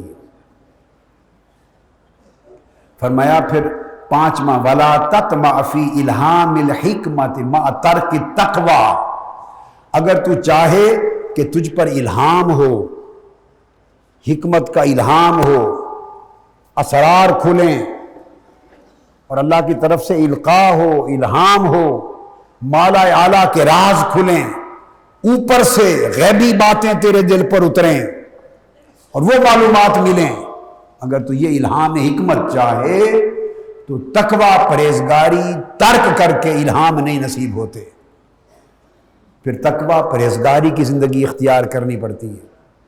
اور تقوی پرہیزگاری کھانے میں بھی ہے، پینے میں بھی ہے، بولنے میں بھی ہے، آنکھوں میں بھی ہے، پیٹ میں بھی ہے، چلنے میں بھی ہے، معاملے میں بھی ہے، پوری زندگی کے ہر ظاہر و باطن میں تقوی ہے۔ پھر فرمایا وَلَا تَطْمَعْ فِي الصِّحَةِ فِي أُمُورِكَ مَعَ مُوَافَقَةِ الظُّلَمَةِ، فرمایا کہ اگر تو چاہے کہ تیرے امور سیدھے ہو جائیں اللہ کی اطاعت میں، اس کی بندگی میں، اس کی محبت میں، اس کی رضا کے مطابق تیرے امور کو صحت اور سلامتی نصیب ہو جائے، تو پھر مع موافقت الظلمہ، تو وہ جو ظالم لوگ ہیں اور گناہگار لوگ، ظالم لوگ ہیں، نافرمان لوگ ہیں، دنیا پرست لوگ ہیں، ان کے ساتھ موافقت رکھ کر امور اللہ کے ساتھ سیدھے نہیں ہوتے۔ اور اگر تو چاہے وَلَا تَطْمَعْ فِي حُبِّ اللَّهِ مَعَ مَحَبَّةِ الْمَالِ وَالشَّرَفِ، اگر تو چاہے کہ اللہ کی محبت مل جائے تو مال و دولت اور عہدہ و منصب اور شرف و عزت، اس کی محبت کا اگر تو طالب ہے تو اللہ کی محبت نہیں ملے گی۔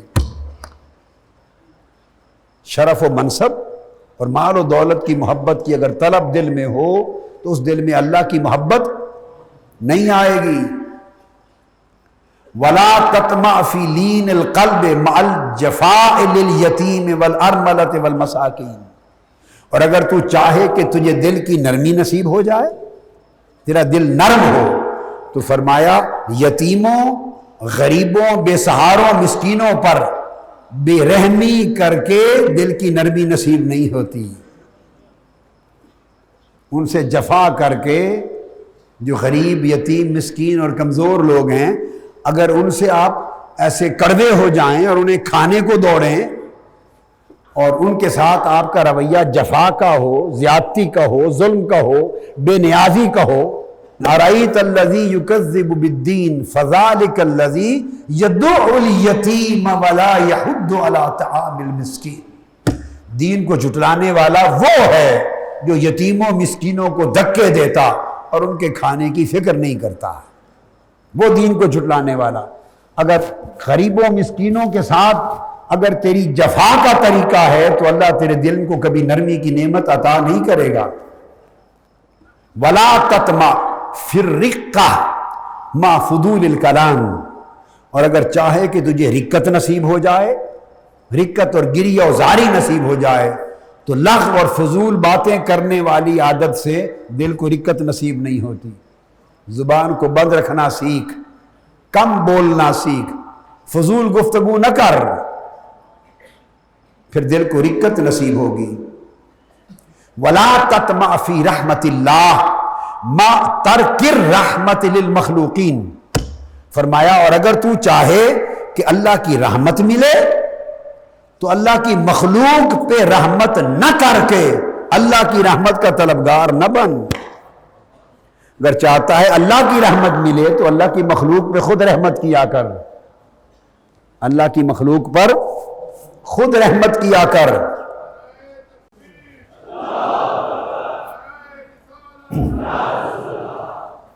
اور پھر فرمایا وَلَا تَطْمَعْ فِي الرُّشْدِ مَعَ تَرْكِ مُجَالَسَةِ الْعُلَمَاءِ الصُّلَحَاءِ، فرمایا اگر تو چاہے کہ تجھے ہدایت ملے، رشد و ہدایت ملے، تو جو علماء صالحین ہیں، علماء صالحین ہیں، ان کی مجلسوں میں بیٹھنا ترک کر کے تجھے کبھی رشد و ہدایت نہیں مل سکتی۔ ہدایت پڑھنے سے نہیں ملتی، ہدایت صحبت سے ملتی ہے۔ ہدایت پڑھنے سے نہیں ملتی، پڑھنے سے، یاد رکھ لیں ایک بڑی نکتے کی بات، ایک ہی جملہ پکا باندھ لیں، پڑھنے سے علم ملتا ہے، ہدایت نہیں ملتی۔ کیا کہا میں نے؟ پڑھنے سے علم ملتا ہے، ہدایت نہیں ملتی۔ ہر علم ہدایت نہیں ہوتا، ہر علم ہدایت نہیں ہوتا، ہدایت صحبت سے ملتی ہے۔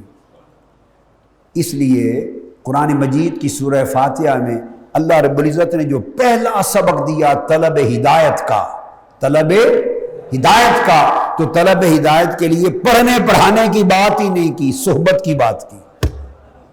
اہدنا الصراط المستقیم، باری تعالیٰ ہمیں سیدھی راہ دکھا، ہدایت دے۔ فرمایا اگر سیدھی راہ کی ہدایت لینی ہے تو صراط الذین انعمت علیہم، میرے انعام یافتہ بندوں کی راہ، سیدھی راہ، اس راہ پہ چلو۔ اللہ کے انعام یافتہ بندوں کی مطابقت و صحبت سے ہدایت ملتی ہے، پڑھنے سے علم ملتا ہے۔ علم کبھی باعث ہدایت ہو جاتا ہے، کبھی باعث ضلالت ہو جاتا ہے، کبھی باعث گمراہی ہو جاتا ہے۔ اس لیے شیخ اکبر نے کہا العلم الحجاب الاکبر، علم خود سب سے بڑا حجاب ہے بندے اور اللہ کے درمیان، علم خود حجاب ہو جاتا ہے۔ اور پھر فرمایا اچھی صحبت اختیار کر صالح علماء کی۔ آقا علیہ السلام سے پوچھا گیا کہ یا رسول اللہ صلی اللہ علیہ وسلم پھر اچھے جلساء کون ہیں، کن کی مجلس اختیار کیا کریں، کن کی صحبت اور مجلس بولیے اختیار کیا کریں، کن کی صحبت میں بیٹھا کریں، کن کی مجلس میں بیٹھا کریں؟ تین باتیں فرمائیں۔ کیا؟ 3 باتیں فرمائیں. فرمایا ان لوگوں کی مجلس میں اور صحبت میں بیٹھا کرو کہ جن کے چہرے کو دیکھو تو اللہ یاد آ جائے. فرمایا کہ رؤیتہم تذکرکم اللہ، ان کو اگر دیکھو تو اللہ یاد آ جائے، اور اگر ان کو سنو تو علم و حکمت میں اضافہ ہو جائے. ان کو سنو تو علم، حکمت اور بصیرت و معرفت میں اضافہ ہو جائے، اور ان کے اعمال اور زندگی کو دیکھو تو آخرت یاد آ جائے. فرمایا جن میں یہ 3 چیزیں دیکھو ان کی صحبت و مجلس میں بیٹھا کرو. یعنی منطق ہو، ان کا بولنا، نطق ان کا بولنا آپ کے علم اور معرفت میں اضافہ کرے. ان کو دیکھنا اللہ کی یاد دلا دے، اور ان کے اعمال اور زندگی کو دیکھنا آخرت کو یاد کرا دے. یہ جلساء ہے. تو ہدایت صحبتوں سے ملتی ہے، ہدایت صحبتوں. اس لیے اہل اللہ طویل سفر کر کے صرف صحبت کے لیے جاتے، گھنٹوں بیٹھے رہتے مجالس میں، صحبتوں میں، نہ پوچھتے نہ سوال کرتے نہ بولتے، چپ بیٹھے رہتے صرف صحبت کے لیے.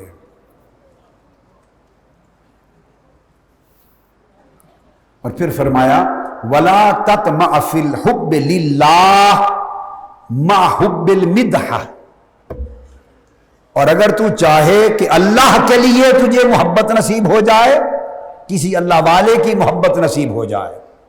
پہلے تھا اللہ کی محبت، اگر چاہے اللہ کی محبت نصیب ہو جائے تو مال اور شہرت کی محبت چھوڑ دے، اور اگر چاہے کہ کسی اللہ والے کی محبت نصیب ہو جائے، الحب للہ، اللہ کے لیے کسی کی محبت نصیب ہو جائے، اگر یہ چاہے تو پھر اپنی تعریف سے محبت چھوڑ دے.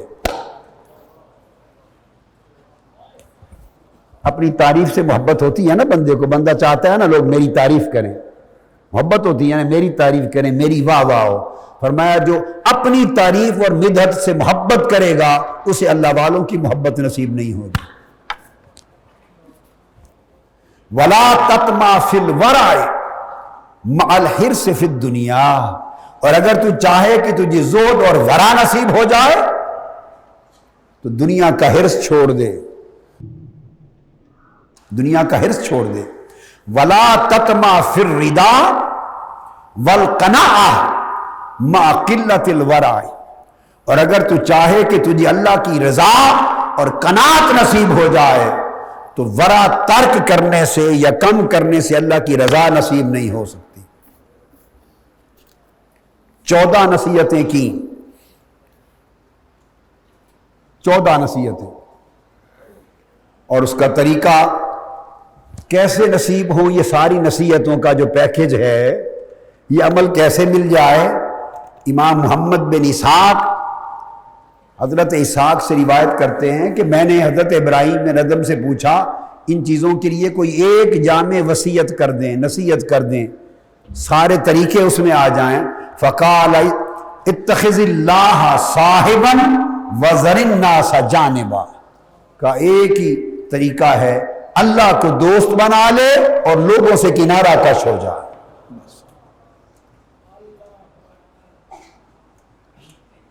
اللہ کو اپنا صاحب بنا لے اور مخلوق کو ایک جانب کر دے. اللہ سے دوستی کر لے اور مخلوق سے کنارہ کش. کنارہ کش سے مراد یہ نہیں ہے کہ ترک دنیا کر دی، ترک تعلق کر دیا، نہیں، یعنی دل کو ان کے گورکھ دھندے میں نہ الجھا. کوئی تجھے اچھا جانتا ہے تب پرواہ نہ کر، کوئی برا جانتا ہے تب پرواہ نہ کر، کوئی دوستی کرتا ہے تب بھی خیر خواہی کر، دشمنی کرتا ہے تب بھی خیر خواہی کر، نیک ہے تب بھی خیر خواہی کر، بد ہے تب بھی خیر خواہی کر. آپ کہیں گے بد سے کیا خیر خواہی؟ بھائی بد سے یہ خیر خواہی کہ اس کے لیے ہدایت کی دعا کر. آقا نے فرمایا ظالم کی بھی مدد کر، مظلوم کی بھی مدد کر. پوچھا یا رسول اللہ مظلوم کی مدد تو ہوئی، ظالم کی مدد کیسے کریں؟ فرمایا اس کو ظلم سے روکنے کی کوشش کرو، بد کو بدی سے روکنے کی کوشش، خیر خواہی کرو، دعا کرو، ہر ایک سے خیر خواہی، پھر دل پریشان نہیں ہوتا۔ جب دل توقع کرتا ہے تو تب پریشانی آتی، جب دل امید رکھتا ہے دوسرے آدمی کے رد عمل سے، کوئی امید رکھتا ہے تو پریشانی آتی، دوسرا بندہ پھر امید پہ پورا نہیں اترتا۔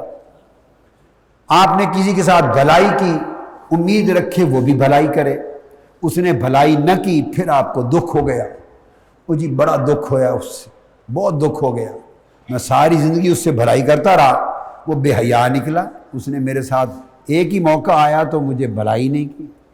قربان جائیں آپ ہی کی بھلائی پر، تو آپ بھلائی لینے کے لیے کرتے رہے، نہیں وہ تو بھلائی نہ رہی، بھلائی وہ ہے جو اللہ کے لیے کی جائے، اور کی جائے اور بھول دی جائے، بلا دی جائے۔ وَذَرِ النَّاسَ جَانِبًا، بھلائی کر اور لوگوں کو ایک طرف کر دے، وہ آپ کو گالی دیتے ہیں تب پرواہ نہ کر، تعریف کرتے ہیں تب پرواہ نہ کر، دھیان میں ہی نہ رکھ۔ حضور داتا گنج بخش علی حجویری رضی اللہ تعالیٰ عنہ فرماتے ہیں کہ میں نے ایک آدمی سے پوچھا، طبقہ ملامتیہ میں سے ایک فقیر ملا، طبقہ ملامتیہ میں سے، میں نے اس فقیر سے پوچھا، صوفی سے، یہ تم کیا کرتے ہو؟ ایسے ظاہری طور پر ایسے برے کام کرتے ہو، ظاہری طور پر ایسے کام کرتے ہو جو شریعت میں تو حرام نہیں ہوتے، شریعت میں تو حرام نہیں ہوتے، مگر دیکھنے والا سمجھتا ہے کہ برا کام ہے، حرام ہے، وہ پھر تمہیں برا بھلا کہتے ہیں، تم ایسا کیوں کرتے ہو؟ مثلا طبقہ ملامتی میں ایک فقیر، میں ایک مثال دوں، اس کی مثال کیسے ہے؟ مثلا وہ ایک سفر سے آیا لمبے سفر سے، بلخ پہنچا، تو ابھی شہر میں پہنچا ہی تھا، رمضان کے دن تھے، بہت لوگ اس کے استقبال کے لیے جمع ہوئے کہ اللہ کا ولی آیا ہے۔ جب دیکھا کہ بہت سے لوگ استقبال کے لیے آئے ہیں، ہجوم ہے، نعرے لگانے کے لیے کھڑے ہیں، استقبال کے لیے کھڑے ہیں، بہت لوگ جوش میں ہیں، اس نے ایک روٹی کا ٹکڑا جیب سے نکالا اور کھا لیا۔ دن کا وقت تھا، رمضان کے دن تھے، ماہ رمضان کے، بس وہ سارے استقبال والے اس کو برا بھلا کہتے، گالیاں دیتے ہوئے واپس چلے گئے۔ اس نے کہا یہ اللہ کا ولی روزہ ہی نہیں رکھا، روزہ ہی نہیں رکھا، یہ وہ خوش ہو گیا۔ جب گھر پہنچا تو کسی مرید عقیدت مند نے پوچھا یہ آپ نے کیوں کیا؟ لوگ برا بھلا کہہ رہے ہیں، اس نے اسی لیے تو کیا کہ مجھے برا بھلا کہیں، اسی لیے تو کیا، وہ میرے نعرے لگانے آئے تھے، استقبال کرنے آئے تھے، اور وہ اپنے نعرے لگاتے، استقبال کرتے، ہاتھ چومتے، میرا حال خراب ہو جاتا، میرا نفس بگڑ جاتا، میرا نفس پھول جاتا، نفس کی اماریت پلٹ آتی، وہ کہتا کہ تو بڑی چیز ہو گیا ہے، تیرا یہ درجہ ہے، سارا شہر باہر آ گیا ہے، تو میرا ستیہ ناس ہو جاتا روحانیت کا، ان کا استقبال ہو جاتا۔ اس لیے تو کیا۔ اس نے کہا چلو یہ بات تو سمجھ میں آ گئی، مگر ماہ رمضان میں روٹی کھا لی۔ اس نے کہا میں تو مسافر تھا، تو مجھ پر تو روزہ فرض ہی نہیں تھا، اللہ نے رخصت دی ہے، مسافر ہے، مرضی اس کی رکھ لے، مرضی بعد میں رکھ لے، میں مسافر تھا، میں نے تو قرآن پر عمل کیا۔ یہ طبقہ ملامتیہ کے صوفیاء ہوتے ہیں، ایسے گر ڈھونڈتے ہیں جو شریعت میں جائز ہوتا ہے، لوگ سمجھتے ہیں ناجائز ہے، پھر وہ ان کو برا بھلا کہتے ہیں۔ لوگوں کی سمجھ ہوتی ہے نا اپنی، ہر کوئی اپنی سمجھ کے مطابق چلتا ہے، اور ہر بندہ معتبر اور مفتی اعظم ہے، جو اس کی سمجھ میں آتا ہے وہ سمجھتا ہے یہی صحیح ہے۔ انہوں نے کہا میں تو مسافر تھا اس لیے کھا لیا۔ یہ طبقہ ملامتیہ کے لوگ اس طرح کرتے ہیں۔ تو حضور داتا گنج بخش فرماتے ہیں تو مجھے ایک فقیر ملا، اللہ والا ولی، طبقہ ملامتیہ سے، تو میں نے اس سے پوچھا تم ایسا کیوں کرتے ہو؟ اخلاص کی بحث میں لکھتے ہیں، ایسا کیوں کرتے ہو؟ اس نے کہا لوگوں سے جان چھڑانے کے لیے، لوگوں سے جان چھڑانے کے لیے ایسا کرتے ہیں تاکہ جان چھوڑ جائیں لوگ ہماری۔ جو داتا صاحب فرماتے ہیں میں ہنس پڑا۔ ان کا ہنستے کیوں ہیں آپ؟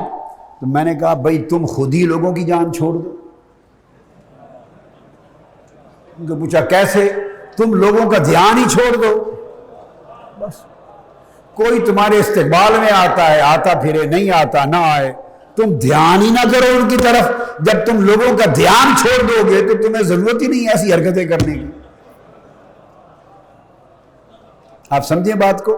تو فرماتے ہیں ایک پہلا درجہ مخلص ہے، اور جب دھیان ہی لوگوں کا چھوڑ دیا جائے تو یہ درجہ مخلص ہے، یعنی نفس سے چھٹکارا پا جائے بندہ، نفس سے چھٹکارا پا جائے اور لوگوں کا دھیان ہی نہ رہے، ہاتھ چوم رہے ہیں نہیں چوم رہے، گالی دے رہے ہیں تعریف کر رہے ہیں، اٹھ رہے ہیں آپ کی آمد پر نہیں اٹھ رہے، دھیان ہی چھوڑ دو، اپنے حال میں مست رہو، کرنے تو انہیں جو کرتے ہیں۔ جب دھیان چھوڑ دیا تو مخلصین ہو گئے۔ حضرت ابراہیم بن ادھم رضی اللہ تعالیٰ عنہ نے فرمایا، طواف میں تھے، حالت طواف میں ایک شخص نے آپ کو پہچان لیا، اس نے پکڑ لیا آپ کو، اس نے کہا کہ مجھے کوئی نصیحت کر دیں، پتہ نہیں پھر بعد میں آپ ملیں یا نہ ملیں، طواف میں ہی پکڑ لیا، مجھے نصیحت فرما دیں۔ تو آپ نے دوران طواف اس کو نصیحت کی، فرمایا، اس نے کہا کہ میں چاہتا ہوں کہ صالحین میں شامل ہو جاؤں۔ آپ نے فرمایا کہ اگر تو چاہتا ہے کہ صالحین میں شامل ہو جائے تو 6 گھاٹیاں عبور کیے بغیر کوئی مرد صالح نہیں بنا کرتا، 6 گھاٹیاں عبور کرنی ہوں گی، صالحین میں شامل ہو جاؤ گے۔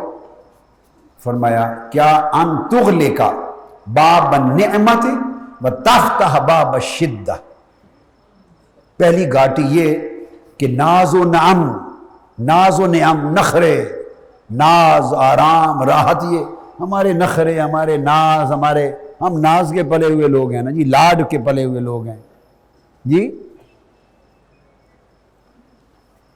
تو یہ ناز و نعمت کا دروازہ اپنے اوپر بند کر دو، اور شدت، تکلیف، دکھ، پریشانی اور بے آرامی کا دروازہ کھول لو، یعنی بے آرامی آئے تو تمہیں بے آرام نہ کرے، بے آرامی تمہیں بے آرام نہ کرے، تکلیف تمہیں تکلیف نہ دے، تکلیف تمہیں تکلیف نہ دے، پریشانی تمہیں پریشان نہ کرے، دکھ تمہیں دکھی نہ کرے۔ سمجھ آئی ہے بات کی؟ یعنی دروازہ کھول لو، ویلکم کرو شدت کو، آ جا، تیرے تو انتظار میں بیٹھا ہوں اے بیماری، آ جا، اگر اور کوئی نہیں ملا تجھے اس بیماری تکلیف کے لیے، چلو تو میں جو ہوں، آ جا۔ کیوں؟ یہ پتہ ہے نا کہ بھیجی کس نے ہے، کون بھیجتا ہے شفا اور کون بھیجتا ہے بیماری؟ بولیے، کون دیتا ہے؟ تو مزہ تو نہ ہوا کہ محبوب پکائے تو اچھا ذائقے دار سالن بن جائے تو واہ واہ کرے، اسی محبوب سے ذرا مرچیں نمک زیادہ پڑ جائے تو پھر پھینک دے، تو محبت تو نہ ہوئی۔ بھئی محبوب تو پھیکا پکا دے، کڑوا پکا دے، جو چاہے جیسا پکا دے، اگر محبت ہے تو واہ واہی ہوتی ہے، کیا واہ واہی ہوتی ہے نا اگر محبت ہو۔ آپ کو چھوٹے اپنے بیٹوں سے، چھوٹے بچوں سے محبت ہوتی ہے نا، چھوٹے بیٹوں سے، تو وہ جو ہی کریں تو اچھے لگتے ہیں کہ نہیں لگتے؟ بولیے، اچھے لگتے ہیں نا؟ تو کیا کرتے ہیں وہ چھوٹے چھوٹے جو کچھ کرتے ہیں پیارے لگتے ہیں، ہر کسی کو اپنی اولاد ایسے ہی لگتی ہے نا جی۔ وہ ایک بچہ تھا تو وہ چھوٹا سا تھا، تو اس کی ماں بھی بیٹھی تھی، یہ واقعہ ہمارا دیکھا ہوا، یعنی ذاتی مشاہدہ ہے۔ تو کوئی عورت ملنے کے لیے آئی ہوئی تھی اس کی ماں کو، اس کی سہیلی ملنے کے لیے آئی ہوئی تھی، تو وہ بوڑھی عورت تھی نہ، وہ نانی تھی، نانی بیٹھی تھی، نانی۔ تو وہ چھوٹا جو بچہ تھا وہ شرارتیں کرتا تھا، شرارتی تھا، تو وہ اس عورت پہ آ کے تھوکتا تھا، کبھی اس کو مکے مارتا تھا، کبھی اس کا برقع کھینچتا تھا۔ چھوٹے بچے جیسے شرارتیں کرتے ہیں۔ پنجابی زبان کے جنگ کا یہ واقعہ ہے، تو میں اگلی بات جنگ کی پنجابی میں سناؤں گا۔ اچھا، تو وہ کہنے لگی وہ عورت جس کو کبھی تھوکے پھینکتا، کبھی اس کا برقع کھینچتا، کبھی اس کو مکہ مارتا، چھوٹے بچے تھے ایسے شرارت کر رہے تھے. اس عورت نے کہا اس اپنی سہیلی کو کہ اس کا نام تھا ہاجرہ. اس نے کہا تھا بھئی ہاجرہ بہن من نہ من اس بچے نو کوئی رولا ہے، اس بال نو کوئی رولا ہے. من نہ من اس بال نو کوئی رولا مراد مطلب ہے اس کو کچھ اس کو ہے، کوئی قابل علاج ہے. یہ وہ جب یہ کہے وہ اس کو کہے نہیں یہ تو میری بیٹی دا پتر ہویا، یہ تو میری بیٹی دا بیٹا پوتر ہے، تو میرا نواز ہے، میری فلانی بیٹی دا پوتر ہے. وہ پھر کہے نہیں اس نے تو کوئی رولا ہے ویک کردہ کہ نہیں یہ تو میری بیٹی دا بیٹا. اس آکھے میں اے تینوں کتھے آکھیا بھی تیری بیٹی دا پوتر نہیں، میں تو وہ دا عمل ویک کیا دی میں انہوں کوئی رولا ہے. مطلب ہے وہ بچہ تھوک پھینک رہا ہے، اس کے مکے مار رہا ہے، اس کا برقع اتار رہا ہے، وہ نانی ہے، اس کو پھر بھی اچھا لگ رہا. اس کو نانیوں دادیوں کا یہی کام ہوتا ہے نا، نانے دادے نانیاں دادیاں مائیں یہی کرتی ہیں نا. کیوں؟ پیار جو ہوا اولاد سے، کیا پیار ہے نا. اچھا اب جب پیار ہوتا ہے تو پیارے کی ہر شے پیاری لگتی. اب جب دعویٰ کر دیا رب سے پیار کا، اللہ سے محبت کا دعویٰ کر دیا، اور یہ پورا عقیدہ ہے کہ اگر شفا وہ دیتا ہے تو بیماری بھی وہی دیتا ہے، اگر کھانا وہ دیتا ہے تو فاقہ بھی وہی دیتا ہے، اگر ہنساتا وہ ہے تو رلاتا بھی وہی ہے، خوشحالی دیتا ہے تو پریشانی بھی وہی دیتا ہے، سب کچھ وہی دیتا ہے نا. قُلْ كُلٌّ مِّنْ عِنْدِ اللَّهِ، سب کچھ اللہ کی طرف سے آتا ہے. تو پھر کیا ہوا؟ جب خوشحالی ملی، صحت ملی، تندرستی ملی، عزت ملی تو خوش ہو گئے، اور بیماری آئی، تکلیف آئی، فاقہ آیا، پریشانی آئی تو دل تنگ ہو گیا. دی کس نے؟ محبوب نے دی ہے. تو محبوب تو جو شے بھی دے بندہ اس سے خوش ہوتا ہے، پیار کرتا ہے. یہ وہ سمجھا رہے ہیں کہ اگر چاہتے ہو کہ صالحین میں اللہ والوں میں شامل ہو جاؤ تو پھر یہ ناز و نعم، ناز نخرے کے دروازے بند کر دو. ناز نخرے سے اللہ نہیں ملتا. ہاں وہ ایک وقت آتا ہے، امام ابو القاسم قشیری فرماتے ہیں کہ جو ایک زمانہ قیام میں گزار لیں ان کو آخری زمانے میں بیٹھنا نصیب ہوتا ہے. ہائے ہائے، جو قیام میں زمانہ گزار لیں ان کو جلسہ نصیب ہوتا ہے، ان کو پھر بیٹھنے کا موقع دیا جاتا ہے. ان کو کہا جاتا ہے طٰہٰ ما انزلنا علیک القرآن لتشقیٰ، محبوب بڑی محنتیں کر لی ہیں اور دن بھر بڑی کاوشیں کرتے ہو، رات کو کچھ سو بھی جایا کر. کئیوں کو کہتا ہے کہ اٹھا کرو، سوتے کیوں ہو، اور کئیوں کو کہتا ہے اتنا کیوں جاگتے ہو، تھوڑا سویا بھی کرو. میری بات سمجھے ہیں نا؟ یہ وقت آتا ہے تو پھر وہ جب محبوب بنا لیتا ہے تو جب چاہے نعمت کے دروازے کھول دے. ان مع العسر یسرا، ان مع العسر یسرا، عسر کے رگڑے دینے کے بعد جب چاہتا ہے یسر کا دروازہ کھول دیتا ہے. مگر رگڑے بھی تو پسند کرے گا تب کھولیں گے نا. جس نے عسر کے رگڑے پسند نہیں کیے اس پر یسر کا دروازہ کیوں کھولے؟ کیونکہ یہ تو چوری والا مجنوں ہے. جب چوری کا وقت تھا تو 7 بندے آ کے بیٹھ گئے تھے، ہر بندہ کہتا تھا میں کیس ہوں، میں مجنوں. وہ پہلے ایک مجنوں آ گیا تو لیلا اس کو چوری بھیجتی تھی، اگلی شام دوسرا آ گیا میں مجنوں حقیقی، پھر لیلا نے دونوں کو چوری بھیجنی شروع کر دی. تیسرے دن تیسرا آ گیا، 7 مجنوں بن کے بیٹھ گئے، 7 کو چوری آتی رہی. پتہ نہیں کون سا مجنوں ہے. تو چوری کے لیے 7 مجنوں رہے. جب بیمار ہو گئی اور طبیب آ گئے کہ خون چاہیے تو سارے بھاگ گئے، ایک بھی نہ رہا. تو خون دینے کے لیے کوئی مجنوں نہیں، چوری کے لیے سارے ہی مجنوں ہیں. میری بات سمجھ میں آئی ہے؟ نعمتوں کے لیے سارے اللہ کے بندے ہیں، ہائے ہائے، راحتوں کے لیے سب اللہ کے بندے ہیں، مولا ہم خوش ہیں، اور تکلیف کے لیے کوئی بندہ نہیں ہے. تو فرمایا ان تغلق باب العز وتفتح باب الذل، اور دوسرا یہ کہ عزت کا دروازہ اپنے اوپر بند کر، یہ عزت افزائی کی امید نہ رکھ، دروازہ بند کر، اور ذلت کا دروازہ کھول لے۔ یعنی لوگ برا بھلا کہیں تو دل خوش ہو، اس کی عادت ڈال، اس کی عادت ڈال کہ بندگی شرمندگی کا نام ہے۔ بندگی تو جو بندگی شرمندگی کی وادی سے اچھی طرح گزر لے اسی کو تابندگی ملتی ہے، اور جو بندگی ظلم ذلت کی وادی سے نہیں گزری، پریشانی سے پتھر لگتے تھے ویسے کرنی سے بھی بڑے بندے ہوں گے۔ اور یہ جو لمبی لمبی امیدیں، دراز امیدیں رکھنا، امید لگا کے بیٹھنا اور بڑی بڑی امیدیں رکھنا، زندگی کی امیدوں کا دروازہ بند کر دے اور موت کی تیاری کا دروازہ کھول لے۔ موت کی تیاری کا دروازہ کھول لے۔ فرمایا اگر یہ کیفیت اپنے اندر پیدا کر لیں گے تو اللہ تعالیٰ آپ کو صالحین میں شامل فرما دے گا۔ اور حضرت ابراہیم بن ادم اپنے سفر کے احوال کے درمیان فرماتے ہیں کہ میں ایک گزرتے گزرتے ایک بندے کے پاس گزرا، بکریاں چرا رہا تھا۔ کیا؟ بکریاں چرانے والا، چرواہا، اس کے پاس گزرا تو مجھے پیاس لگی تھی، جنگلوں کا سفر کر رہا تھا، صحراؤں کا، پیاس لگی تو میں نے اس سے پوچھا کچھ پینے کو ہے آپ کے پاس؟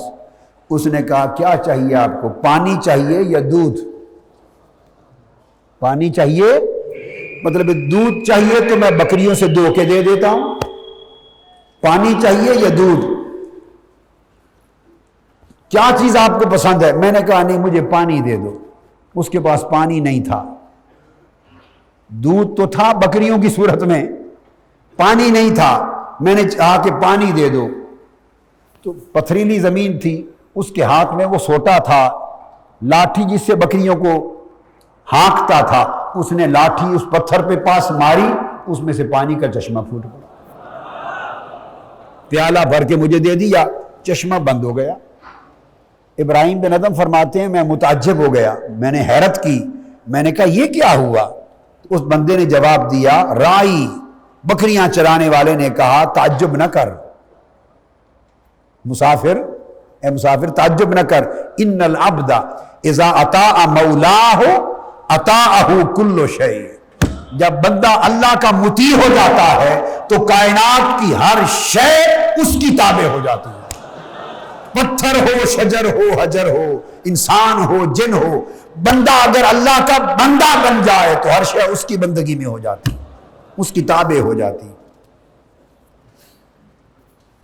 پوچھا تو پھر بندہ اللہ کے تابع کیسے ہوتا ہے، اللہ کے کس طرح اطاعت گزار ہوتا ہے؟ فرمایا ہاں اس طرح ہوتا ہے کہ جان نکلنے سے پہلے اپنی جان نکال لے، جان نکلنے سے پہلے اپنی جان ان تخرج نفسہ عن الدنیا قبل ان یخرج منہا، اس دنیا سے جان نکلنے سے پہلے اس دنیا سے نکل جائے، یعنی اپنی ہام انا کو فنا کر دے قبل اس کے کہ مولا کی طرف سے فنا آ جائے۔ اس کو کہتے ہیں موتو قبل ان تموتو، مرنے سے پہلے مر جاؤ۔ جب مرنے سے پہلے موت کا راستہ آ جائے تو اکڑ مکڑ ختم، اکڑ پھکڑ ختم ہو جاتی ہے۔ تو تنظیموں کے جھگڑے رہتے ہیں، باقی اگر سبق پہ عمل کر لیں، یہ 10 راتیں جو جاگتا ہوں، جگاتا ہوں، سکھاتا ہوں، پڑھاتا ہوں، تو اس کا کچھ اثر بھی ہوگا یا نہیں؟ بولیے نا، انشاءاللہ کا مطلب ہوتا ہے اگر اللہ نے چاہا۔ اگلے سال کہیں گے اللہ نے چاہا ہی نہیں تو ہمارا کیا قصور ہے، اس معنی میں ہے انشاءاللہ نہیں، پختہ عزم کے معنی میں ہے کیا؟ پھر انشاءاللہ اللہ کی مدد بن جاتی ہے، پھر یہ اللہ کی مدد بن جاتی ہے۔ اور فرمایا کہ اگر بندہ خود کو دنیا سے نہ نکالے تو دنیا بندے اور اللہ کے درمیان حجاب بنی رہتی ہے، بندے اور اللہ کے درمیان حجاب بنی رہتی ہے، حتیٰ کہ رتبے بھی طلب نہ کرے، جنت کے درجے بھی طلب نہ کرے، آخرت کی نعمتوں کی بھی کسی شے کی طلب و رغبت اور حرص سوائے اللہ کے نہ رکھے۔ میرا یہ رتبہ ہو جائے۔ ہم چھوٹی عمر میں نوجوان تھا تو ہمارے ایک دوست تھے، ایک ٹیم تھی، جنگ میں اعتکاف بیٹھتے تھے، چھوٹی عمر میں، تھوڑی عمر میں ان کو بٹھاتا تھا ساتھ، اور خاص راتوں میں شب بیداریاں کرتے اور بیٹھتے یا قبرستان میں جاتے۔ تو ان میں ہمارا ایک دوست تھا، تو وہ مجھے کہنے لگا کہ میرے لیے ایک دعا کریں۔ میں نے کہا کیا؟ کہیں کہ دعا میرے لیے، وہ لیلۃ القدر کی تھی، اعتکاف میں بیٹھے تھے، 10 راتیں تاک راتیں جاگ رہے تھے۔ اس نے سنا کہ اگر وہ گھڑی نصیب ہو جائے قبولیت کی تو جو دعا کرو وہ پوری ہوتی ہے۔ تو مجھے وہ صاحب کہتے ہیں، ہمارے وہ دوست کہتے ہیں کہ وہ گھڑی اگر مل جائے تو میں نے تو یہ دعا کرنی ہے، اور آپ بھی یہ دعا کر دیں میرے لیے کہ اللہ تعالیٰ مجھے غوث بنا دے،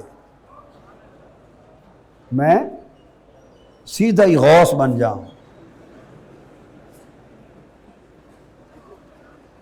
میری بات کو سمجھ گیا نا؟ اس نے مولانا صاحب سے سن لیا، ایک مولانا صاحب نے تقریر کی محلے میں، اس نے کہا 40 دن جو آدمی روزانہ اٹھے، سردیوں کے دن تھے، غسل کرے، نہا کے پھر وضو کر کے صاف کپڑے پہن کے تہجد پڑھے تو اس کو اللہ مل جاتا ہے۔ کسی ولی اللہ کا قول بیان کر دیا، سردیوں کی دسمبر جنوری کی سخت راتیں تھی، ٹھٹھرتے تھے بندے، اس بندے اللہ کا بندہ اس نے نہانا شروع کر دیا، 40 راتیں ٹھنڈے پانی سے نہا کے وضو کر کے تہجد پڑھتا رہا۔ تو 40 راتیں جب گزر گئی تو وہ آیا، تو میں بھی بیٹھا تھا، وہ ہمارے محلے کا ہی واقعہ ہے، مولانا صاحب، ان کو کہتے ہیں مولوی صاحب گپا ہی مار دیو، کھڑے ہوتے تسی تھے، خدا دا خوف کیتا کرو، جھوٹیاں گپا مارتے لوگ جی جان لینی، تسی جان لینی۔ میں کیا ہو گیا؟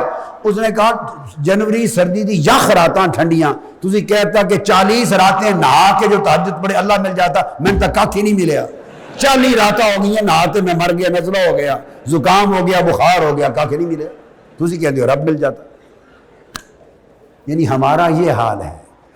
تو بے صبری سے کچھ نہیں ملتا، بے صبری سے تو پہلا سبق ہی صبر ہے، جہاں وہ رکھ لے، تصوف یہ ہے وہ جہاں رکھ دے وہی راضی۔ وہ تو یہ بھی فکر نہیں کرتے کہ اس کا فیصلہ جنت کا ہوگا یا دوزخ کا، جہاں وہ فیصلہ کر دے۔